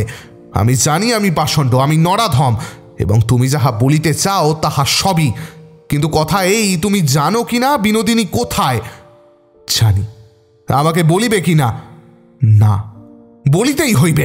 তুমি তাহাকে চুরি করিয়া আনিয়া লুকাইয়া রাখিয়াছ, সে আমার, তাহাকে ফিরাইয়া দাও। বিহারী ক্ষণকাল স্তব্ধ হইয়া রহিল। তাহার পর দৃঢ়স্বরে কহিল, সে তোমার নহে, আমি তাহাকে চুরি করিয়া আনি নাই, সে নিজে আমার কাছে আসিয়া ধরা দিয়াছে। মহেন্দ্র গর্জন করিয়া উঠিল, মিথ্যা কথা! এই বলিয়া পার্শ্ববর্তী ঘরের দ্বারে আঘাত দিতে দিতে উচ্চস্বরে ডাকিল, বিনোদ, বিনোদ! ঘরের ভিতর হইতে কান্নার শব্দ শুনিতে পাইয়া বলিয়া উঠিল, ভয় নাই বিনোদ, আমি মহেন্দ্র, আমি তোমাকে উদ্ধার করিয়া লইয়া যাইব, কেহ তোমাকে বন্ধ করিয়া রাখিতে পারিবে না। বলিয়া মহেন্দ্র সবলে সজোরে ধাক্কা দিতেই দ্বার খুলিয়া গেল। ভিতরে ছুটিয়া দেখিল ঘরে অন্ধকার। অস্ফুট ছায়ার মতো দেখিতে পাইল বিছানায় কে যেন ভয়ে আড়ষ্ট হইয়া অব্যক্ত শব্দ করিয়া বালিশ চাপিয়া ধরিল। বিহারী তাড়াতাড়ি ঘরের মধ্যে ঢুকিয়া বসন্তকে বিছানা হইতে কোলে তুলিয়া সান্ত্বনাস্বরে বলিতে লাগিল, ভয় নাই বসন্ত, ভয় নাই, কোনো ভয় নাই। মহেন্দ্র তখন দ্রুত পদে বাহির হইয়া বাড়ির সমস্ত ঘর দেখিয়া আসিল। যখন ফিরিয়া আসিল তখনও বসন্ত ভয়ের আবেগে থাকিয়া থাকিয়া কাঁদিয়া উঠিতেছিল। বিহারী তাহার ঘরে আলো জ্বালিয়া তাহাকে বিছানায় শোয়াইয়া গায়ে হাত বুলাইয়া তাহাকে ঘুম পাড়াইবার চেষ্টা করিতেছিল। মহেন্দ্র আসিয়া কহিল, বিনোদিনীকে কোথায় রাখিয়াছ? বিহারী কহিল, মহিন্দা, গোল করিও না, তুমি অকারণে এই বালককে যেরূপ ভয় পাওয়াইয়া দিয়াছ, ইহার অসুখ করিতে পারে। আমি বলিতেছি, বিনোদিনীর খবরে তোমার কোনো কাজ নাই। মহেন্দ্র কহিল, সাধু মহাত্মা, ধর্মের আদর্শ খাড়া করিও না। আমার স্ত্রীর এই ছবি কোলে করিয়া রাত্রে কোন দেবতার ধ্যানে কোন পূর্ণমন্ত্র জপ করিতেছিলে? ভণ্ড! বলিয়া ছবিখানি মহেন্দ্র ভূমিতে ফেলিয়া জুতা শুদ্ধ পা দিয়া তাহার কাঁচ চূর্ণ করিল এবং প্রতিমূর্তিটি লইয়া টুকরো টুকরো করিয়া ছিঁড়িয়া বিহারীর গায়ের উপর ফেলিয়া দিল। তাহার মত্ততা দেখিয়া বসন্ত আবার কাঁদিয়া উঠিল। বিহারীর কণ্ঠ রুদ্ধপ্রায় হইয়া আসিল। দ্বারের দিকে হস্ত নির্দেশ করিয়া সে কহিল, যাও। মহেন্দ্র ঝড়ের বেগে বাহির হইয়া চলিয়া গেল। বিনোদিনী যখন যাত্রীশূন্য মেয়েদের গাড়িতে চড়িয়া বাতায়ন হইতে চাষামাঠ ও ছায়াবেষ্টিত এক একখানি গ্রাম দেখিতে পাইল, তখন তাহার মনে স্নিগ্ধ নিভৃত পল্লীর জীবনযাত্রা জাগিয়া উঠিল। সেই তরুছায়াবেষ্টনের মধ্যে তাহার স্বরচিত কল্পনা নীড়ে নিজের প্রিয় বইগুলি লইয়া কিছুকাল নগরবাসের সমস্ত ক্ষোভ দাহ ক্ষত বেদনা হইতে সে শান্তি লাভ করিতে পারিবে, এই কথাই তাহার মনে হইতে লাগিল। গ্রীষ্মের শস্যশূন্য দিগন্ত প্রসারিত ধূসর মাঠের মধ্যে সূর্যাস্ত দৃশ্য দেখিয়া বিনোদিনী ভাবিতে লাগিল, আর যেন কিছুই দরকার নাই। মন যেন এইরূপ সুবর্ণ রঞ্জিত স্তব্ধ বিস্তীর্ণ শান্তির মধ্যে সমস্ত ভুলিয়া দৈচক্ষু মুদ্রিত করিতে চায়। তরঙ্গ বিক্ষুব্ধ সুখ দুঃখ সাগর হইতে জীবন্তরীটি তীরে ভিড়াইয়া নিঃশব্দ সন্ধ্যায় একটি নিষ্কম্প বটবৃক্ষের তলায় পাথিয়া রাখিতে চায়। আর কিছুতেই কোনো প্রয়োজন নাই। গাড়ি চলিতে চলিতে এক এক জায়গায় আম্রকুঞ্জ হইতে মুকুলের গন্ধ আসিতেই পল্লীর স্নিগ্ধ শান্তি তাহাকে নিবিড়ভাবে আবিষ্ট করিয়া তুলিল। মনে মনে সে কহিল, বেশ হইয়াছে, ভালোই হইয়াছে, নিজেকে লইয়া আর টানাছেড়া করিতে পারি না। এবারে সমস্ত ভুলিব, ঘুমাইব, ঘরের ও পল্লীর কাজে কর্মে সন্তোষের সঙ্গে আরামের সঙ্গে জীবন কাটাইয়া দিব। তৃষিত বক্ষে এই শান্তির আশা বহন করিয়া বিনোদিনী আপনার কুটিরের মধ্যে প্রবেশ করিল। কিন্তু হায়, শান্তি কোথায়? কেবল শূন্যতা এবং দারিদ্র। চারিদিকে সমস্ত জীর্ণ, অপরিচ্ছন্ন, অনাদৃত, মলিন। বহুদিনের রুদ্ধ স্যাঁতস্যাঁতে ঘরের বাষ্পে তাহার যেন নিঃশ্বাস বন্ধ হইয়া আসিল। ঘরে অল্প স্বল্প যে সমস্ত আসবাবপত্র ছিল তাহা কীটের দংশনে, ইঁদুরের উৎপাতে ও ধুলার আক্রমণে ছারখার হইয়া আসিয়াছে। সন্ধ্যার সময় বিনোদিনী ঘরে গিয়া পৌঁছিল। ঘর নিরানন্দ অন্ধকার। কোনো মতে সর্ষের তেলে প্রদীপ জ্বালাইতেই তাহার ধোঁয়ায় ও ক্ষীণ আলোতে ঘরের দীনতা আরও পরিস্ফুট হইল। আগে যাহা তাহাকে পীড়ন করিত না, এখন তাহা অসহ্য বোধ হইতে লাগিল। তাহার সমস্ত বিদ্রোহী অন্তঃকরণ সবলে বলিয়া উঠিল, এখানে তো এক মুহূর্তও কাটিবে না। কুলঙ্গিতে পূর্বকার দুই একটা ধুলায়াচ্ছন্ন বই ও মাসিকপত্র পড়িয়া আছে, কিন্তু তাহা ছুঁইতে ইচ্ছা হইল না। বাহিরের বায়ু সম্পর্ক শূন্য আমবাগানে ঝিল্লি ও মশার গুঞ্জন স্বর অন্ধকারে ধ্বনিত হইতে লাগিল। বিনোদিনীর যে বৃদ্ধা অভিভাবিকা ছিলেন, তিনি ঘরে তালা লাগাইয়া মেয়েকে দেখিতে সুদূরে জামাই বাড়িতে গিয়াছেন। বিনোদিনী প্রতিবেশীদের বাড়িতে গেল। তাহারা তাহাকে দেখিয়া যেন চকিত হইয়া উঠিল। ও মা, বিনোদিনীর দিব্য রং সাফ হইয়া উঠিয়াছে, কাপড় চোপড় ফিটফাট, যেন মেম সাহেবের মতো। তাহারা পরস্পর কি যেন ইশারা করিয়া বিনোদিনীর প্রতি লক্ষ্য করিয়া মুখ চাওয়াচাওয়ি করিল, যেন কি একটা জনরব শোনা গিয়াছিল। তাহার সহিত লক্ষণ মিলিল। বিনোদিনী তাহার পল্লী হইতে সর্বতভাবে বহু দূরে গিয়া পড়িয়াছে, তাহা পদে পদে অনুভব করিতে লাগিল। স্বগৃহে তাহার নির্বাসন, কোথাও তাহার এক মুহূর্তের আরামের স্থান নাই। ডাকঘরের বুড়ো পেয়াদা বিনোদিনীর আবাল্য পরিচিত। পরদিন বিনোদিনী যখন পুষ্করিণীর ঘাটে স্নান করিতে উদ্যত হইয়াছে, এমন সময় চিঠির ব্যাগ লইয়া পেয়াদাকে পথ দিয়া যাইতে দেখিয়া বিনোদিনী আর আত্মসংবরণ করিতে পারিল না। গামছা ফেলিয়া তাড়াতাড়ি উঠিয়া গিয়া তাহাকে ডাকিয়া কহিল, পাঁচু দাদা, আমার চিঠি আছে। বুড়া কহিল, না। বিনোদিনী ব্যগ্র হইয়া কহিল, থাকিতেও পারে, একবার দেখি বলিয়া পাড়ার অল্প খান ৫-৬ চিঠি লইয়া উল্টাইয়া পাল্টাইয়া দেখিল, কোনোটাই তাহার নহে। বিমর্ষ মুখে যখন খাটে ফিরিয়া আসিল, তখন তাহার কোনো সখী সকৌতুক কটাক্ষে বলিল, কি লো বিন্দি, চিঠির জন্য এত ব্যস্ত কেন? আর একজন প্রগল্ভা বলিল, ভালো ভালো, ডাকের চিঠি আসে এত ভাগ্য আর কয়জনে। আমাদের তো স্বামী, দেবর, ভাই বিদেশে কাজ করে, কিন্তু ডাকের পেয়াদা দয়া হয় না। এইরূপে কথায় কথায় পরিহাস ফুটতর ও কটাক্ষ তীক্ষ্ণতর হইয়া উঠিতে লাগিল। বিনোদিনী বিহারীকে অনুনয় করিয়া আসিয়াছিল, প্রত্যহ যদি নিতান্ত না ঘটে তবে অন্তত সপ্তাহে 2 বার তাকে কিছু না হয় যেন দুছত্র চিঠি লেখে। আজই বিহারীর চিঠি পাইবার সম্ভাবনা অত্যন্ত বিরল, কিন্তু আকাঙ্ক্ষা এত অধিক হইয়া উঠিল যে দূর সম্ভাবনার আশাও বিনোদিনীকে ছাড়িতে পারিল না। তাহার মনে হইতে লাগিল যেন কতকাল কলিকাতা পরিত্যাগ করিয়াছে। মহেন্দ্রর সহিত জড়িত করিয়া বিনোদিনীর নামে নিন্দা গ্রামের ঘরে ঘরে কিরূপ ব্যাপ্ত হইয়া পড়িয়াছে, শত্রুমিত্রের কৃপায় বিনোদিনীর কাছে তাহা অগোচর রহিল না। শান্তি কোথায়? গ্রামবাসী সকলের কাছ হইতে বিনোদিনী নিজেকে নির্লিপ্ত করিয়া লইতে চেষ্টা করিল। পল্লীর লোকেরা তাহাতে আরও রাগ করিল। পাতকিনীকে কাছে লইয়া ঘৃণা ও পীড়ন করিবার বিলাস সুখ হইতে তাহারা বঞ্চিত হইতে চায় না। ক্ষুদ্র পল্লীর মধ্যে নিজেকে সকলের কাছ হইতে গোপন রাখিবার চেষ্টা বৃথা। এখানে আহত হৃদয়টিকে কোণের অন্ধকারে লইয়া নির্জনে শুশ্রূষা করিবার অবকাশ নাই। সেখান সেখান হইতে সকলে তীক্ষ্ণ কৌতূহল দৃষ্টি আসিয়া ক্ষতস্থানে পতিত হয়। বিনোদিনীর অন্তঃপ্রকৃতি চুপড়ির ভিতরকার সজীব মাছের মতো যতই আশ্রাইতে লাগিল, ততই চারিদিকের সংকীর্ণতার মধ্যে নিজেকে বারংবার আহত করিতে লাগিল। এখানে স্বাধীনভাবে পরিপূর্ণরূপে বেদনা ভোগ করিবারও স্থান নাই। দ্বিতীয় দিনে চিঠি পাইবার সময় উত্তীর্ণ হইতেই বিনোদিনী ঘরের দরজা বন্ধ করিয়া লিখিতে বসিল। ঠাকুরপো, ভয় করিও না, আমি তোমাকে প্রেমের চিঠি লিখিতে বসি নাই। তুমি আমার বিচারক, আমি তোমাকে প্রণাম করি। আমি যে পাপ করিয়াছি তুমি তাহার কঠিন দণ্ড দিয়াছ। তোমার আদেশ মাত্র সে দণ্ড আমি মাথায় করিয়া বহন করিয়াছি। দুঃখ এই, দণ্ডটি যে কত কঠিন তাহা তুমি দেখিতে পাইলে না। যদি দেখিতে, যদি জানিতে পাইতে, তাহা হইলে তোমার মনে যে দয়া হইত তাহা হইতেও বঞ্চিত হইলাম। তোমাকে স্মরণ করিয়া মনে মনে তোমার দুইখানি পায়ের কাছে মাথা রাখিয়া আমি ইহাও সহ্য করিব। কিন্তু প্রভু, জেলখানার কয়েদি কি আহারও পায় না? শৌখিন আহার নহে, যতটুকু না হইলে তাহার প্রাণ বাঁচে না সেটুকুও তো বরাদ্দ আছে। তোমার 2 ছত্র চিঠি আমার এই নির্বাসনের আহার। তাহা যদি না পাই তবে আমার কেবল নির্বাসন দণ্ড নহে, প্রাণ দণ্ড। আমাকে এত অধিক পরীক্ষা করিও না। আমার পাপ মনে অহংকারের সীমা ছিল না।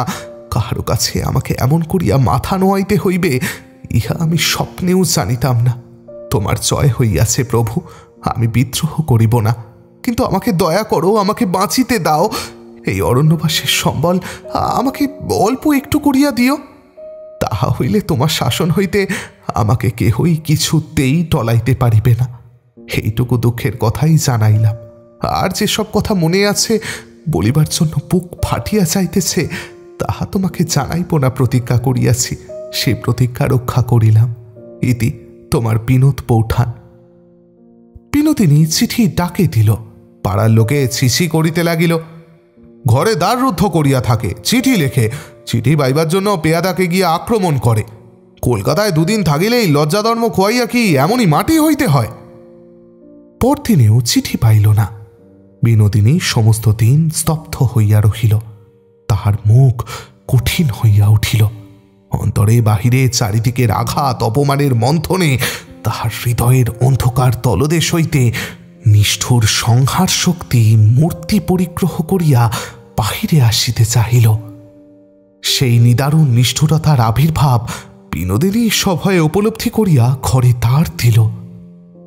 তার কাছে বিহারীর কিছুই ছিল না, ছবি না, 1 ছত্র চিঠি না, কিছুই না। সেই শূন্যের মধ্যে কিছু যেন একটা খুঁজিয়া বেড়াইতে লাগিল। সে বিহারীর একটা কিছু চিহ্নকে বুকে জড়াইয়া ধরিয়া শুষ্ক চক্ষে জল আনিতে চায়। অশ্রু জলে অন্তরের সমস্ত কঠিনতাকে গলাইয়া বিদ্রোহ বহ্নিকে নির্বাপিত করিয়া বিহারীর কঠোর আদেশকে হৃদয়ের কোমলতম প্রেমের সিংহাসনে বসাইয়া রাখিতে চায়। কিন্তু অনাবৃষ্টির মধ্যাহ্ন আকাশের মতো তাহার হৃদয় কেবল চলিতেই লাগিল। দিক দিগন্তে কোথাও সে এক ফোঁটা অশ্রুর লক্ষণ দেখিতে পাইল না। বিনোদিনী শুনিয়াছিল, একাক্রমণে ধ্যান করিতে করিতে যাহাকে ডাকা যায় সে না আসিয়া থাকিতে পারে না। তাই জোড়হাত করিয়া চোখ বুজিয়া সে বিহারীকে ডাকিতে লাগিল। আমার জীবন শূন্য, আমার হৃদয় শূন্য, আমার চতুর্দিক শূন্য। এই শূন্যতার মাঝখানে একবার তুমি এসো, 1 মুহূর্তের জন্য এসো। তোমাকে আসিতেই হইবে, আমি কিছুতেই তোমাকে ছাড়িব না। এই কথা প্রাণপণে বলিতে বলিতে বিনোদিনী যেন যথার্থ বল পাইল। মনে হইল যেন এই প্রেমের বল, এই আহ্বানের বল বৃথা হইবে না। কেবল স্মরণমাত্র করিয়া দুরাশার গোড়ায় হৃদয়ের রক্ত সেচন করিয়া হৃদয় কেবল অবসন্ন হইয়া পড়ে। কিন্তু এইরূপ এক মনে ধ্যান করিয়া প্রাণপণ শক্তিতে কামনা করিতে থাকিলে নিজেকে যেন সহায় পান মনে হয়। মনে হয় যেন প্রবল ইচ্ছা জগতের আর সমস্ত ছাড়িয়া কেবল বাঞ্ছিতকে আকর্ষণ করিতে থাকাতে প্রতি মুহূর্তে ক্রমে ক্রমে ধীরে ধীরে সে নিকটবর্তী হইতেছে। বিহারীর ধ্যানে যখন সন্ধ্যার দ্বীপশূন্য অন্ধকার ঘর নিবিড়ভাবে পরিপূর্ণ হইয়া উঠিয়াছে, যখন সমাজ সংসার গ্রাম পল্লী সমস্ত বিশ্ব ভুবন প্রলয়ে বিলীন হইয়া গিয়াছে, তখন বিনোদিনী হঠাৎ দ্বারে আঘাত শুনিয়া ভূমিতল হইতে দ্রুত বেগে দাঁড়াইয়া উঠিল। অসংশয় বিশ্বাসে ছুটিয়া দ্বার খুলিয়া কহিল, প্রভু আসিয়াছ। তাহার দৃঢ় প্রত্যয় হইল এই মুহূর্তে জগতের আর কেহই তাহার দ্বারে আসিতে পারে না। মহেন্দ্র কহিল, আমি আসিয়াছি বিনোদ। বিনোদিনী অপরিসীম বিরাগ ও প্রচণ্ড ধিক্কারের সহিত বলিয়া উঠিল, যাও যাও, এখান থেকে যাও, এখনই যাও। মহেন্দ্র অকস্মাৎ স্তম্ভিত হইয়া গেল। হ্যালা বিন্দি, তো দিদি শাশুড়ি যদি কাল। এই কথা বলিতে বলিতে কোনো প্রৌঢ়া প্রতিবেশিনী বিনোদিনী দ্বারের কাছে আসিয়া ও মা বলিয়া মস্ত ঘোমটা টানিয়া সবেকে পলায়ন করিল। পাড়ায় একটা গোলমাল পড়িয়া গেল। পল্লী বৃদ্ধেরা চণ্ডীমণ্ডপে বসিয়া কহিল, এ কখনোই সহ্য করা যাইতে পারে না। কলিকাতায় কি ঘটিতেছিল তাহা কানে না তুলিলেও চলিত, কিন্তু এমন সাহস যে মহেন্দ্রকে চিঠির পর চিঠি লিখিয়া পাড়ায় আনিয়া এমন প্রকাশ্য নির্লজ্জতা, এরূপ ভ্রষ্টাকে গ্রামে রাখিলে তো চলিবে না। বিনোদিনী আজ নিশ্চয় আশা করিয়াছিল বিহারীর পত্রের উত্তর পাইবে, কিন্তু উত্তর আসিল না। বিনোদিনী মনে মনে বলিতে লাগিল, আমার উপরে বিহারীর কিসের অধিকার? আমি কেন তাহার হুকুম শুনিতে গেলাম? আমি কেন তাহাকে বুঝিতে দিলাম সে আমার প্রতি যেমন বিধান করিবে আমি তাহাই নতশিরে গ্রহণ করিব? তাহার ভালোবাসার আশাকে বাঁচাইবার জন্য যেটুকু দরকার, আমার সঙ্গে কেবলমাত্র তাহার সেইটুকুই সম্পর্ক। আমার নিজের কোনো প্রাপ্য নাই, দাবি নাই, সামান্য 2 ছত্র চিঠিও না। এত তুচ্ছ, এত ঘৃণার সামগ্রী! তখন ঈর্ষার বিষে বিনোদিনীর সমস্ত বক্ষ পূর্ণ হইয়া উঠিল। সে কহিল, আর কাহার জন্য এত দুঃখ সহ্য করা যাইতে পারে, কিন্তু তাই বলিয়া আশার জন্য নয়। এই দৈন্য, এই বনবাস, এই লোকনিন্দা, এই অবজ্ঞা, এই জীবনের সকল প্রকার অপরিতৃপ্তি কেবল আশার জন্য আমাকে বহন করিতে হইবে? এত বড় ফাঁকি আমি কেন মাথায় করিয়া লইলাম? কেন আমার সর্বনাশের ব্রত সম্পূর্ণ করিয়া আসিলাম না? নির্বোধ, আমি নির্বোধ। আমি কেন বিহারীকে ভালোবাসিলাম? বিনোদিনী যখন কাঠের মূর্তির মতো ঘরের মধ্যে কঠিন হইয়া বসিয়াছিল, এমন সময় দিদি শাশুড়ি জামাই বাড়ি হইতে ফিরিয়া আসিয়া তাহাকে বলিল, পোড়ার মুখে কি সব শুনিতেছি। বিনোদিনী কহিল, যাহা শুনিতেছ তাহা সবই সত্য। তবে এ কলঙ্ক পাড়ায় বহিয়া আনিবার কি দরকার ছিল? এখানে কেন আসিলি? রুদ্ধ ক্ষোভে বিনোদিনী চুপ করিয়া বসিয়া রহিল। দিদি শাশুড়ি কহিল, বাছা, এইখানে তোমার থাকা হইবে না তাহা বলিতেছি। পোড়ার অদৃষ্টে আমার সবাই মরিয়া ঝরিয়া গেল, ইহাই সহায় করিয়া বাঁচিয়া আছি, কিন্তু তাই বলিয়া এসব ব্যাপার আমি সহিতে পারিব না। ছি ছি, আমাদের মাথা হেঁট করলে। তুমি এখনই যাও। বিনোদিনী কহিল, আমি এখনই যাইব। এমন সময় মহেন্দ্র স্নান নাই, আহার নাই, উস্কো শুষ্ক চুল করিয়া হঠাৎ আসিয়া উপস্থিত হইল। সমস্ত রাত্রির অনিদ্রায় তাহার চক্ষু রক্তবর্ণ, মুখ শুষ্ক। অন্ধকার থাকিতেই ভোরে আসিয়া সে বিনোদিনীকে লইয়া যাইবার জন্য দ্বিতীয়বার চেষ্টা করিবে, এইরূপই তাহার সংকল্প ছিল। কিন্তু পূর্বদিনে বিনোদিনীর অভূতপূর্ব ঘৃণার অভিঘাত পাইয়া তাহার মনে নানা প্রকার দ্বিধার উদয় হইতে লাগিল। ক্রমে যখন বেলা হইয়া গেল, রেলগাড়ির সময় আসন্ন হইয়া আসিল, তখন স্টেশনের যাত্রীশালা হইতে বাহির হইয়া মন হইতে সর্বপ্রকার বিচার বিতর্ক সবলে দূর করিয়া গাড়ি চড়িয়া মহেন্দ্র একেবারে বিনোদিনীর দ্বারে আসিয়া উপস্থিত হইয়াছে। লজ্জা ত্যাগ করিয়া প্রকাশ্য দুঃসাহসের কাজ করিতে প্রবৃত্ত হইলে যে একটা স্পর্ধাপূর্ণ বল জন্মে, সেই বলের আবেগে মহেন্দ্র একটা উৎভ্রান্ত আনন্দ বোধ করিল। তাহার সমস্ত অবসাদ ও দ্বিধা চূর্ণ হইয়া গেল। গ্রামের কৌতূহলী লোকগুলি তাহার উন্মত্ত দৃষ্টিতে ধূলির নির্জীব পুত্তলিকার মতো বোধ হইল। মহেন্দ্র কোনো দিকে দৃকপাত মাত্র না করিয়া একেবারে বিনোদিনীর কাছে আসিয়া কহিল, বিনোদ, লোকনিন্দার মুখে আমি তোমাকে একলা ফেলিয়া যাইব এমন কাপুরুষ আমি নহি। তোমাকে যেমন করিয়া হোক এখান হইতে লইয়া যাইতেই হইবে। তাহার পর তুমি আমাকে পরিত্যাগ করিতে চাও, পরিত্যাগ করিও, আমি তোমাকে কিছুমাত্র বাধা দিব না। আমি তোমাকে স্পর্শ করিয়া আজ শপথ করিয়া বলিতেছি, তুমি যখন যেমন ইচ্ছা করিবে তাহাই হইবে। দয়া যদি করো তবে বাঁচিব, না যদি করো তবে তোমার পথ হইতে বহু দূরে চলিয়া যাইব। আমি সংসারে নানা অবিশ্বাসের কাজ করিয়াছি, কিন্তু আজ আমাকে অবিশ্বাস করিও না। আমি প্রলয়ের মুখোমুখি দাঁড়াইয়াছি, এখন ছলনা করিবার সময় নহে। বিনোদিনী অত্যন্ত সহজভাবে অবিচলিত মুখে কহিল, আমাকে সঙ্গে লইয়া চলো, তোমার গাড়ি আছে? মহেন্দ্র কহিল, আছে। বিনোদিনীর দিদি শাশুড়ি ঘর হইতে বাহির হইয়া আসিয়া কহিল, মহেন্দ্র, তুমি আমাকে চেনো না, কিন্তু তুমি আমার পর নও। তোমার মা রাজলক্ষ্মী আমাদের গ্রামেরই মেয়ে। গ্রাম সম্পর্কে আমি তার মামি। জিজ্ঞাসা করি, এ তোমার কি রকম ব্যবহার? ঘরে তোমার স্ত্রী আছে, মা আছে, আর তুমি এমন বেহায়া হইয়া উন্মত্ত হইয়া ফিরিতেছ। ভদ্র সমাজে তুমি মুখ দেখাইবে কি বলিয়া? মহেন্দ্র যে ভাবুন্মাদের রাজ্যে ছিল, সেখানে এই একটা আঘাত লাগিল।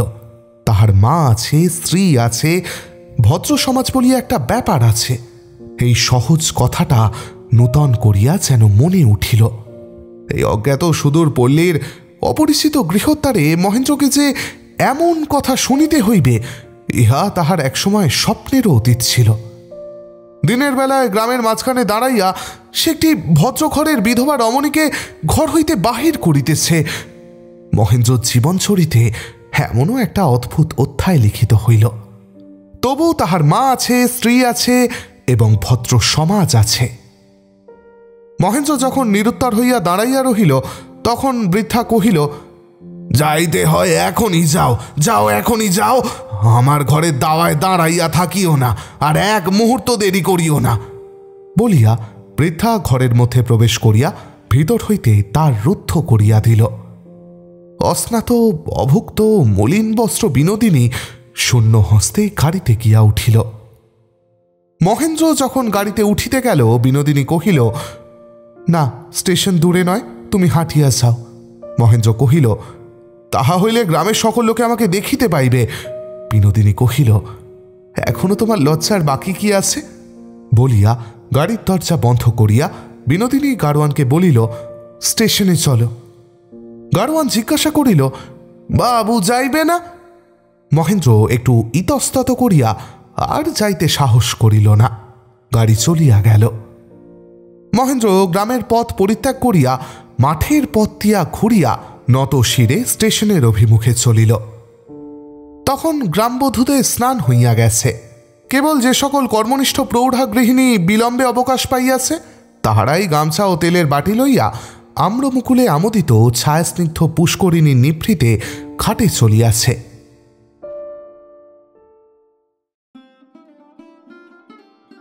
ব্যাস, আজকের পর্বে তবে এখানেই দাড়ি টানলাম।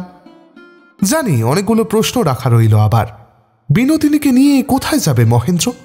বিহারী কি আর কোনোদিনও খোঁজ নেবে বিনোদের? মহেন্দ্রকে ছেড়ে কিভাবে থাকবে আশা? কথা দিচ্ছি, খুব বেশি অপেক্ষা করাবো না, ফিরছি খুব শিগগিরই। দেখি এত সব প্রশ্নের কোনো সমাধান খুঁজে পাওয়া যায় কিনা।